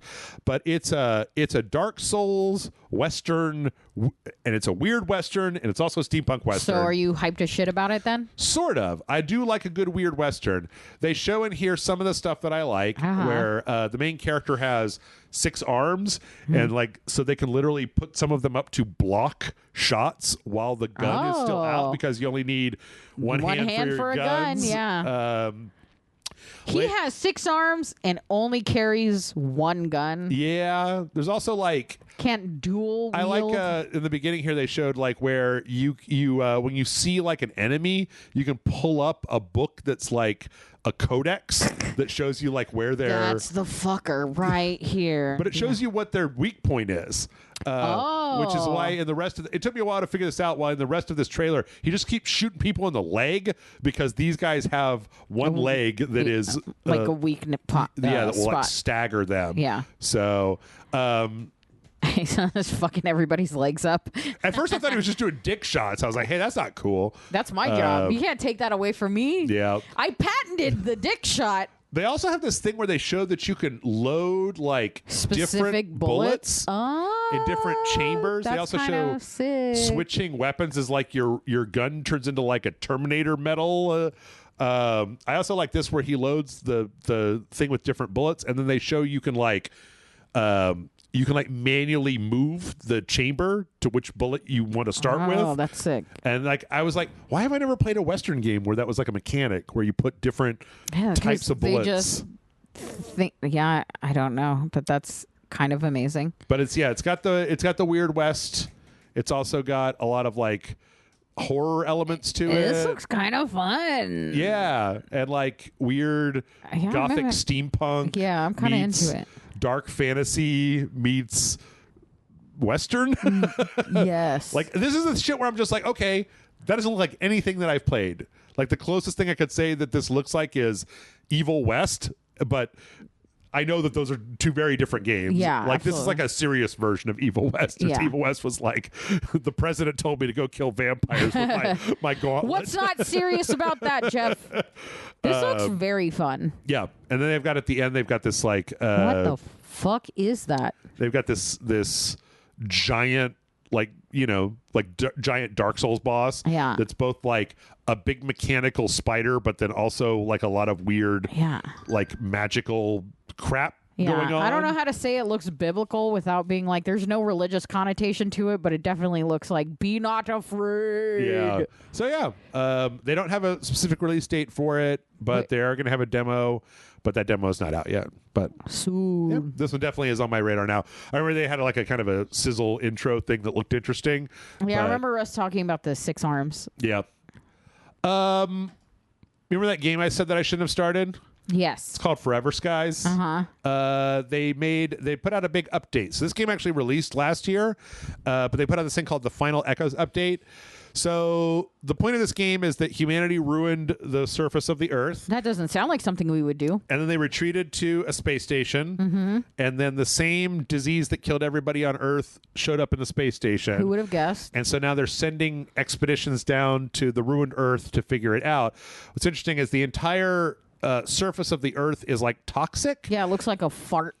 And so you get a customizable airship blimp that you pilot between different giant skyscraper wreckages, because as the surface became more and more uninhabitable, people started building higher and higher to get away from the clouds of toxic poison.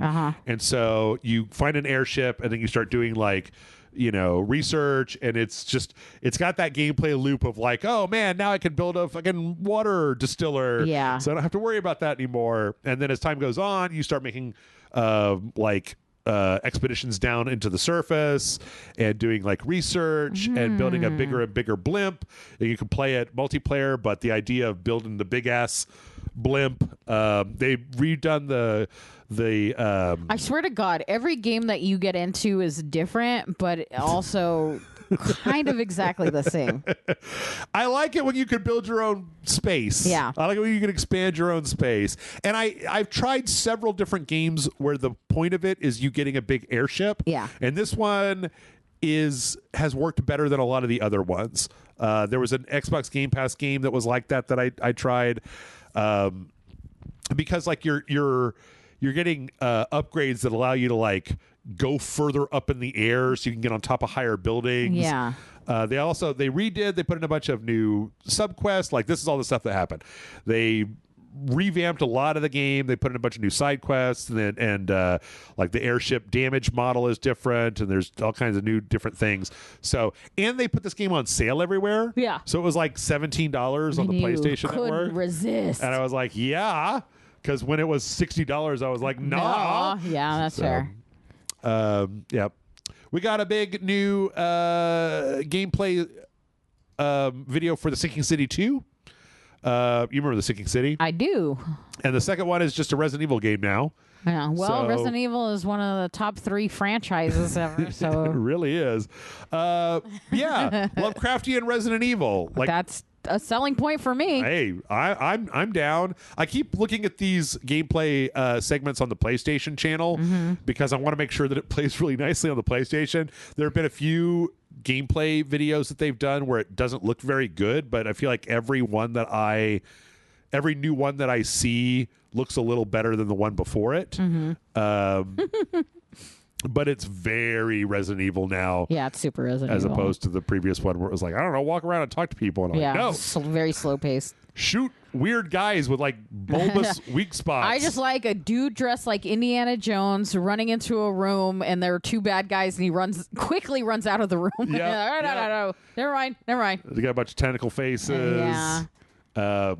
It's still a little rough around the edges, but that's fine. I don't care. They kind of show some of the I got to be honest, this is the longest of the gameplay things that I got this week. It was 12 minutes, and I started to get bored. Not because it was boring, but because I'm just like watching the it's one thing to video. it's one thing to play it. But yeah, look at these starfish. Look at these big, weird, you guys are gross starfish. Get out of here. And you've got to get like this weird little glowing lantern. There's like this fish lady. Oh my God, why is she so moist? She's a fish lady. Jesus Christ. And she's like, well, what part of lady? She talks in here, this dialogue sequence where she's like, the sea calls me, but I have chained myself up because I know what will happen if I go there, which is very Lovecraftian. Yeah, it is, yeah. But yeah, you use like this weird little glowing jar to God, the tentacles in the mouth. Come on, guys. I also don't know if I've stopped on a place where you could see there's just like these weird worms all over the ground everywhere. But yeah, you shove the shove that lantern inside the tentacles, and then it lets you get through the doors that they're on top the of. Starfish things. Yeah, gross. Whole thing looks gross and unsettling, and also can't wait to play it. The plot is about his like girlfriend / wife who used to do adventures with him, and now is like Silent Hill. Like her body exists, but her mind is like off in the cosmos, and you're trying to reunite. Do you think John feels like that when he's talking about me? What, that your like body she's is still here, but like her mind is gone. I don't know. I don't know. Anyway, what the fuck are those? Sorry, I didn't go far enough. There's some weird guys. Why do they look like dune worm puppies? Do they have like? Are they the thing where instead of teeth they've got like fingies? They got like mouth fingers. Why you guys got fingies in your mouth? I think actually no. They might have just like grinder. Why do they have fucking mouths inside their mouths, but in like a gross way? They look like dicks. I'm sorry. I changed my mind. I thought dune worm, but now that I've seen them a little closer, they look like PPs. Here's a gross. Yep. And then here's another thing.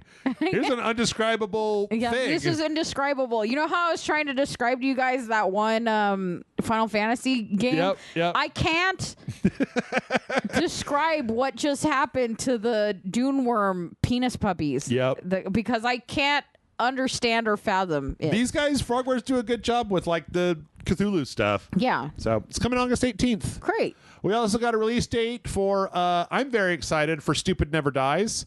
I don't know if you've been keeping up with Stupid Never Dies, but it is a game where you play as a zombie kid that's trying to bring his girlfriend back to life, and it's got all the Suda51 energy in the world. Yeah. I'm sorry, is MC Hammer doing a little dance? Nope, it's a different guy, but he looks almost exactly like MC Hammer. And he's got flaming wings. Flaming wings. And, the game's coming out August 21st. Kind of looks like if Anthony Mackie was pretending to be MC Hammer. Yep.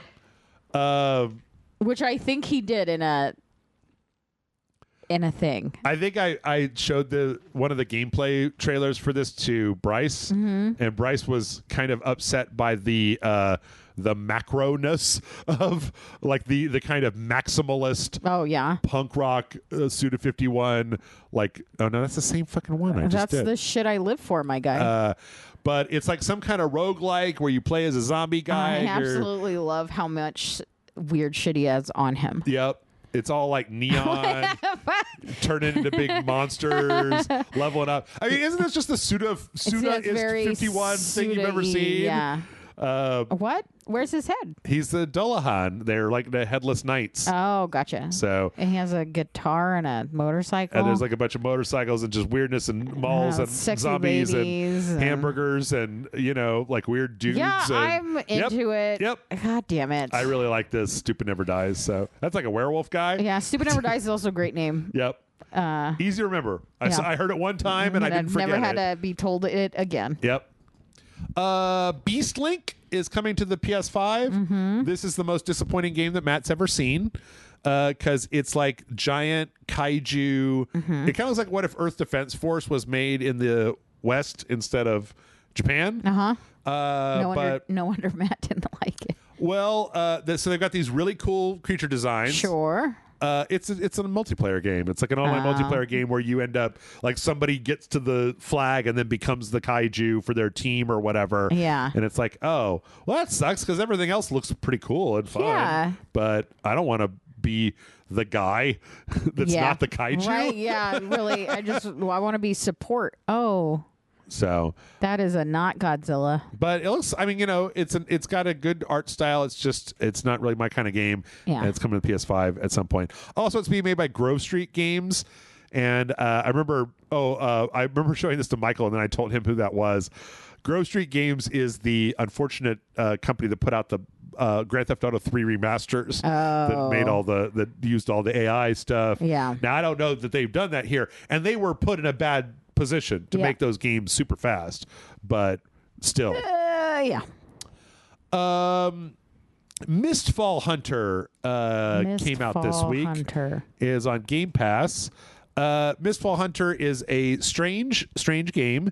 Did you play it? Is it up on RageSelect right meow? No, it's not. It came out it's coming out the day that we recorded this. So we've got like both a cinematic and a gameplay trailer. But what the thing is about Mistfall Hunter is it is a dark fantasy, Dark Souls style game. Sure. That is also an extraction shooter somehow. So instead of like Marathon, you have teams of 3 Dark Souls people running around a map fighting Dark Souls bosses, but then there are also other teams of 3 that you may run across to do PvP on, and then you try to extract with your with the loot that you get that makes you stronger. The design in this is fucking incredible. Yeah, it looks great. Everything, all the bosses, all the characters, but and everything. You're never going to get me to play that. Yep. I mean, they did real well putting it on Game Pass. Yeah. Like, it's been out on Steam in early access, I believe. But they did well to put this on Game Pass because it's probably the best place that for people to play it. Yeah. I wouldn't be surprised if it was wildly popular because it looks pretty. Yeah. It looks like the design looks cool, like enticing. And pretty is probably not the right word, but everybody's trying. Like a lot of companies are trying their luck at the extraction shooter game right now. Mm-hmm. I think that Marathon put the cold water at everybody when they were like, "Oh no, it's not a sure thing." But the idea of like, well, what if it was an extraction shooter, but it was Dark Souls? People like playing multiplayer adversarial Dark Souls. Yeah. People like playing Dark Souls, or I guess I should say Elden Ring at this point. So yeah, why not? Yeah. I mean, I'm certain there's a market out there for it. Yeah. I am not in that demo. Oh yeah. Of course. Maybe if there were kittens. Yeah. Neo 3 is getting a story expansion or a DLC called Hell Rising, where you head to, let me make sure I've got the details on this right. You're going to the 1651 to the Edo period to deal with the death of basically the main character from the other game. Neo 3 was a time travel game. You went between like several different time periods. I was wondering why you were like looking up what time period it was. The thing about Neo 3 that I didn't, so always through Neo, it's had this thing where it's like a specific Japanese time period where they're rewriting the history to include like demons and yokai and stuff. Sick. And so in the last one, I beat the Neo 3, came out earlier this year.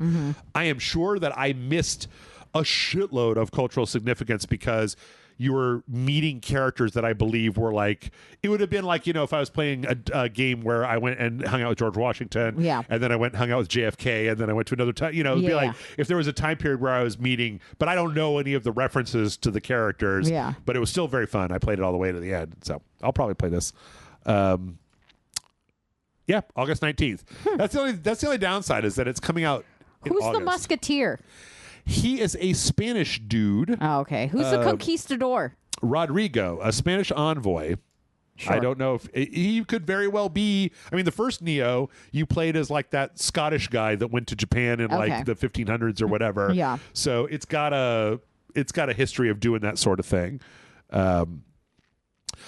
Let's see. There's a game that came out earlier this year called Total Chaos. Total Chaos. Tessa and I played this. This was on Game Pass. It's still on Game Pass. It's a kind of a first-person horror shooter, kind of like a Quake or Resident Evil. Are you on a boat?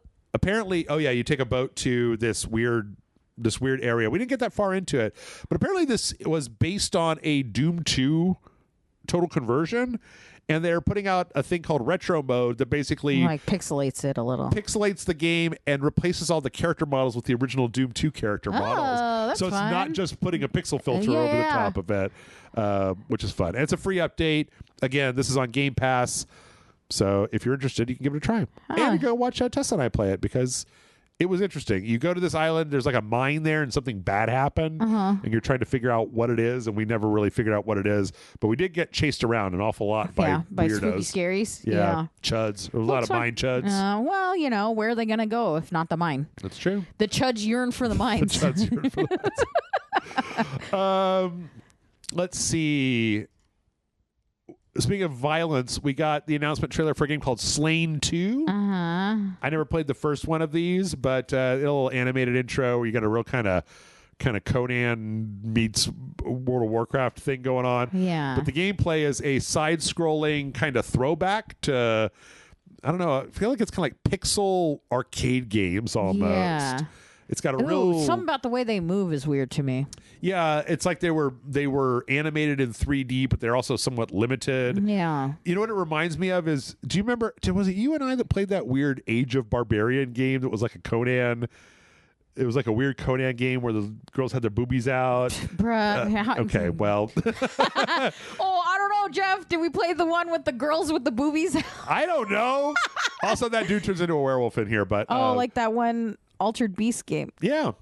But it looks pretty fun. It looks incredibly gory and violent. Yeah. In a satisfying way. Yeah. I had a few different kind of indie games on here, and I got some splaining to do. Yeah, this one looks a little delightful. Yep. Made by a company called Steel Mantis. Wishlist now. Wishlist now. Ball Pit is getting another update called the Naturalist Update. Mm-hmm. It's adding 2 new people. It is like I forget what they're called. One of them is, does it say? Oh, it says it in the thing. But,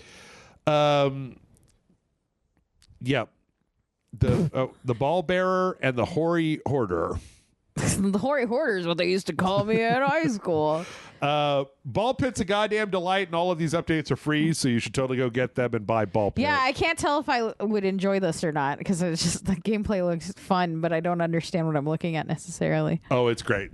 It's great. Shooties. It's basically like it's playing Pong, but like with your bullets, with like a kind of a bullet hell thing. Yeah. And then each character, the bullets behave in a different way. So there'll be like one guy that shoots 2 bullets, one guy where the bullets all come from the back, one where they go through everybody. Yeah. And then there's a subcomponent where you manage a village in between every run, and the stuff in the village gives you upgrades. And so it's got a one more run thing because you manage the village, and then you're like, oh, I should see what that upgrade did, and then you go back and play it. It also lets you speed up and slow down for like different score levels, and it's got like 1 million fucking modifiers. It's great. Ball Pit is great. Everybody should play Ball Pit. Ball Pit. I almost cut Train Watch. Oh man, we're low on time. We don't have enough time to go all the way over Train Watch. So very weird game. Very long trailer. You play as a guy that goes to this area, and you play as the guy that raises and lowers the train crossing thing. And so there's that. It's kind of a 3D, like a raw 3D game where you're walking around and you're kind of living your life, and you've got to like eat, and you've got to shower, and you got to do stuff. But then also there's like some kind of psychological horror going on where as time goes on through this trailer, you start getting like monsters, and he says, why did the train talk to me? And why am I in a labyrinth? Well, if you give you and I can't play this game, because if you give us a job, we're not going to pay attention to the horrors of the world and just be like, I could investigate that noise, or I could raise and lower the train crossing. Yeah. I don't know, though. There's a goth girl in a bathtub. Well, that's enough to distract anyone. So I don't know. I don't know. The longer this trailer went on, the weirder it got. And I was like, that seems interesting. It does seem interesting. Because I can't really tell exactly what's happening, but the longer it goes on, the more weird there's like monsters and stuff happening. So, yep. Help Troy fix his life.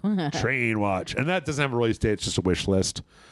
I'm going to be honest with you. I didn't watch all the way through this Widow trailer. I can't believe that Widow isn't out yet. It's a game where it's like you got a little wood diorama. And what you're doing is you're taking the things and then putting them, like the diorama is all unpainted. Yeah. And so you put the thing where it's supposed to go, and then it makes it into the colored thing like they show.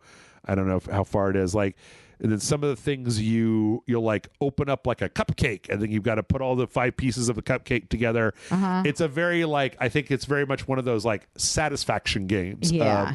I started with a completely unpainted diorama, and I ended with this nice little colorful thing. This is borderline just a baby game. There's also like a narrative where the main character is talking about, every one of these dioramas is a different point in their life, and they're describing like what they were feeling and doing and stuff. Interesting. So, but they do a very good job of emulating the little wood diorama. Yeah, they do. Which I think really is the saving grace. Satisfying to look at. And then finally on the trailer list, this was a bit of it's a nut kick for some folks. Cyan, the company that made Myst and all the different Myst games, they had made an internal trailer for a pitch trailer for a thing called Project Anglerfish that was supposed to be another game in the Myst universe. that they shopped around that nobody picked up. And they were like, it's not going to get made, so we thought we'd put it out as just like, here's a fun thing that could have happened. Why would you do that? I don't know. It's very misty. Yeah. You can see a lot of like kind of walking through these weird areas. There's this guy trying to get you to go into this book to find a specific other book to bring out of a book. I never played Myst, so I don't know how all this book shit works. But I mean, it looks an awful lot like a Myst game. Yeah. I just think that like as it went on, there was just less reason. Like Myst was incredibly good looking when it first came out. Yeah. And this looks fine, but it just looks like a video game. Yeah, so it does. I think that I think it would look better without the people. Like the people don't look good. Everything else looks great. Also, they've got competition. Or like fine anyway. Like Tessa and I played this game called Gloomhaven that was really great. It was like a Myst game where you're kind of in this weird area and you're trying to figure out how to open doors up and you're doing little mental puzzles. And it was really good. So, and that's our trailers. Let's just finish up with a few quick things. Yeah. PS Plus for August has Dying Light 2. Signalis, which I've heard is very, very good. It's supposed to be like a horror, like a sci-fi horror kind of top-down retro Resident Evil-y kind of thing, with some interesting themes. So I've always had this one. I think I played one episode of it again with Tessa, but I've always had it in my back pocket as like a 3 or 4 hour sequential that could be busted out at some point, but never got a chance to play it. But yeah, it's coming out. But the big one is that they're putting Big Walk. Oh, yay! Out on PS Plus. So when that comes out, when is that? That's soon. Soonish, August 3rd. August 3rd. Yeah. No, that's how long you have until you can get the latest ones. This be. Oh my God, this is terrible. The scrolling hurts. August 4th, Tuesday, August 4th. I was off by a day. I really want to play Big Walk. In fact, it's funny because they even had a thing where they were talking about an interview with them where they said like, we really want people to like do all of this game with the same group. Yeah. Like, don't just go like match with randos. Like, get a group together and plan to do it all with the same people. So, the first Pacopia DLC is coming out next week. Oh, the underwater one? Yep. I might pick that shit back up. I've been wanting to play something. I've been wanting to escape. And you know what? I can only escape in like 3 to 4 different places. Yeah. Well, you know, there was a lot of real estate. Did you ever get to the end? How far did you get in Pacopia? I didn't get to the end. I was on the last. You get to the skyscraper level? I just haven't done it. Fixing that skyscraper is a real pain in the ass. Yeah. I was just like, more work and Tomodachi Life is out. Yeah. So there's a free update that lets you kind of get started on this, and then I think that the actual expansion is going to have like way more. Is going to be. I think the update lets you just go underwater in the places that are already there, and the expansion is going to be like a separate area that you go to with more and more. Also, this game really assumes I'm going to take a lot of time to restructure every land that I go to, and I am not the type. Clean them all up. I also fundamentally don't like the idea of building houses for a bunch of animals. Like, I feel like they would be happier in the wild, so it just feels weird, like, to have these grass types be like, build me a fucking 2-story house with a couch inside it. And it's like, what? I started doing very much the bare minimum to just get forward in the story when I was playing it. But, yep. Give it a try. I might jump back into it. 007 First Light is getting a new content update with a bunch of fixes. Oh, good, more. Yeah. We haven't touched it yet, but there's like a whole challenge room, that whole like the training room that's in the game where you can do replay missions and do stuff. They're adding some more to that. They have not yet talked about the first story DLC is supposed to be more Balma, which I'm not your close personal friend. Yeah, not super thrilled about. There was a weird Souls game about birds called Wu Chang Fallen Feathers that I didn't like. It's getting a sequel. But what's weird is that the guy that directed the first one, as well as most of that team, is gone. And then the creative director is being attached to another team that is going to develop the sequel. This one was weird, though, because there was I think this was the one with the controversy where you end up in like an an actual Chinese battle that happens, like in an actual conflict in China, and then you could end up killing like historical figures, and then they made it so you couldn't kill the historical figures, which made this whole like war level stupid. Yeah. Because you just, you'd like, the general would be like, now we will fight to the death. And then after you fought him, he would just be on knee like, okay, cool, bye. Yeah. Like, Well, yeah. That's happening. Real blast from the past. The Ascent is getting a big update later this year. This is like a kind of a cyberpunk top-down action shooter that was on Game Pass like a million years ago. Jason and I played it, and so people are thinking that this is probably heralding a sequel. It's some interesting. Some quality of life stuff is being added, as well as some updates to the way the multiplayer works. I really, really like this game. It was like a little cyberpunk top-down shooter. Yeah. With an open world where you kind of ran around, needed upgrades and Yeah, stuff. it looks like a dense little world too. Yeah. And then you can play it. You can play it online with other people, which was always fun. And it was on Game What Pass. if I back don't in the like day. other people, Jeff? Well, then you like me. You can play it all by yourself All and by have a good time. myself. Yeah. Boy, we're out of time. The fucking Jay and Silent Bob have a new game where you grow weed. So it's basically Jay and Silent Bob Stardew Valley with weed. Yeah, I saw the trailer for that. Looks stupid. I might buy it. The next game on GOG's, they have a program. I forget what it's called. Do you think you preservation program? Yeah. Which is like where they're saying that they will keep the game running forever. Like a dedicated time to keeping it up, posted, up to date, and running forever. And they let the community vote on it. The next one is a game called Nox. Nox is an action RPG that was made by Westwood, the people who make Command and Conquer. And that poor fucking game, which was actually pretty good, came out like a month before Diablo 2. And then was rough. fucked. Yeah. But right now, Nox is on sale on GOG for like $1.50 or something. So if you want to check it out, you can go $1.40. Dang. $1.39. Couldn't even get you up to $1.50. Speaking of GOG Galaxy, their front end, their kind of Steam client, is coming to Linux. So they're making a Linux version of this, which is good because there's nothing on GOG that shouldn't run on Linux, or at least the old throwback stuff, like all of the emulator stuff, should totally run on Linux. So it's not out yet, and there's no time frame, but that's just a heads up. And then last but not least, we got a couple of fun things. Baldur's Gate 3, one of the developers has a mod that is a third-person mod. So you can zoom in and out with Baldur's Gate 3, but what you can't do is just literally like kind of drive the game from behind the back. Yeah.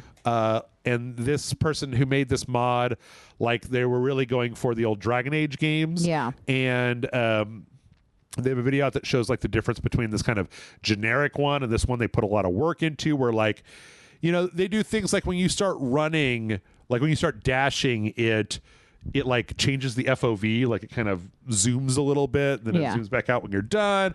The way that the camera keeps trying to stay with you and kind of goes around obstacles. Yeah. It looks interesting. It does. It's kind of interesting take. I think that this kind of thing works better on consoles. Yeah. Baldur's Gate on the PC definitely works great better to me with mouse, but they already did a pretty decent job of making it run on controllers. But I do kind of like this. I don't know. Did you finish Baldur's Gate 3? Did you play it? No, yes. Gate 3? I played it and then I fucked up something and I don't remember what, and I had to restart it. I got mad. I quit. No, well, yeah, and then I restarted it and then I got through what I had originally got through. Oh, I ended up in some like dungeon. We talked about this when it happened. Yeah. And people were like, yeah, you were not the level you should be when you got to this, and I couldn't get out of it, and I couldn't move forward because so I just it was like you went to the Underdark, with the Beholder at the very beginning. I think so, yeah. I don't remember now, but like I just went to the wrong place, and then I got stuck, and I couldn't leave it, and I couldn't go backwards, and I was like, all right, well, I guess I'll fucking start over. Yeah. So that sucks. Yeah, and then I did, and then I got like went the right direction, and then I was like, I don't even want to do this anymore. It's when something happens and you've got to go back. Yeah, I know that feel because there's been plenty of times where I have to replay a game from the beginning that we played on RageSelect. Yeah. And then sometimes I get interrupted. And then if I have to restart this thing for a third time and I'm like, it may be a very good game, but I really don't want to play the first 2 hours again. Especially with a heavy character build. Yeah. You know what I mean? Where it's like, so either I just don't give a shit and now I'm going to be pissed off at my character the whole time. Yep. Or I put in all that extra effort and then by the time it's time to play, I don't fucking want to anymore. Very true. Last week we had a really interesting Grand Theft Auto 3 mod that allowed you to... Somebody got Grand Theft Auto 3 running on a texture. So in the game, CJ walked out and there was a giant billboard and you could walk up to it and start playing Grand Theft Auto 3 on the billboard. And then inside of that character went up to another place and started playing Grand Theft Auto Vice City, like 3D. Sure. Somebody's done a little bit of a different thing here where I don't think it's the same tech, but they've basically created a Grand Theft Auto multiverse where all 3 games are running at the same time, and CJ outside of his house has portals that literally just lead into Grand Theft Auto. Into the different games. Yep. And so, but it's more sophisticated because you literally like shoot through the portal from one game to another, and then it's a little janky. But whenever he goes through the portal, he turns into the character that's supposed to be in the game in question. Yeah, the transition could use a little bit of work. Yeah, but it's still considering amazing. What it's doing, that's not bad. Yeah. I really want to know. I didn't watch. I just like that he started shooting into the portal and some lady aggroed on him right away. Right. Yeah, well, he's right by his house, but there are prostitutes out, and they're just getting angry at the shooting. But, yeah, it's pretty cool. I want to know if he can drive cars through, to be honest. I mean, they don't... They show cars, like, driving towards it and not going through, but... He's not in those cars, so I don't know if it makes a difference. Because I also don't know if, like, the same gun... Oh, it literally is attached to a gun. You could put the portals wherever you want. It's a portal gun? It's a portal gun. That's funny. So, yeah. People doing weird shit with Grand Theft Auto that's fun. Yeah. Yep. And then last but not least, some Nintendo history has been discovered in a strange place. So there was a guy that found a thing called the Famicom box. And in Japan, this was if you were running a commercial establishment, you wanted to put Nintendo in there, you put this thing in that was a bunch of NES cartridges locked in a box and then also the controllers and everything were locked in there. Yeah. You'd either make people do coin operated or it would be like a code or they would turn it on. Yeah. And this was found in a love hotel in Japan. But it totally still worked. And then the guy that found it, this Famicom archivist, was like, I'm also not going to tell you where this is because I don't want people to flood it. Yeah. To go to a prostitution hotel to play this weird Nintendo game. That's amazing. But yeah. It also has a zapper, which doesn't work anymore because it's an LCD TV. Yeah. And the zapper requires a, shiny ass fucking CRT. Yeah. So that's very funny. Yeah. And that's it. That's a podcast. Hell yeah. We only went about 10 minutes over this week. Wasn't too bad. That's not bad for us. Yeah. Patreon.com/RageSelect where you go if you want to help us out, kick some bucks, get some bonus videos in return that nobody else gets to see. Right now, Amanda and I are playing through a weird game called Mole. Yeah. I hope people are watching it because we're having a great fucking time. Yeah. We're having a wonderful, wonderful time. I really like driving. I like driving the digger. Yeah. I liked it last week where our glasses fell off. We had to do it blurry. Yeah. We had to lean in on everything. I found a new game that's kind of along that same thing called Iron Nest. Ooh. And you play as a guy that's driving like a gigantic artillery turret. Ooh. And you literally have to like calculate angles on like a map. Oh, yeah.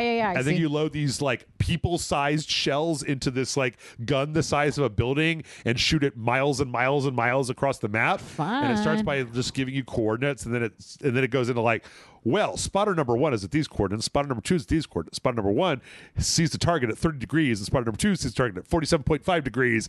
And so then you have to like start fucking drawing. And I'm like, I'm into it. Yeah. Anyway, Patreon. Patreon.com/RageSelect helps out. kick us some bucks, get some bonus videos in return that nobody else gets to see. It takes a lot of time and a lot of my voice to do this podcast. It's a lot. It's a very draining podcast. So if you guys could kick us a few bucks, I would appreciate it quite a bit. Please. Yeah. Please. Now, if you'll excuse me, I have to... I don't even know anymore. I don't know, play a video game or collapse or... play a game where you build a shelter in the end and then you got like a cool airship. Just give me something where I could just build some shit. That's all I want. That's all I ever want. All I really ever wanted. All right. Bye.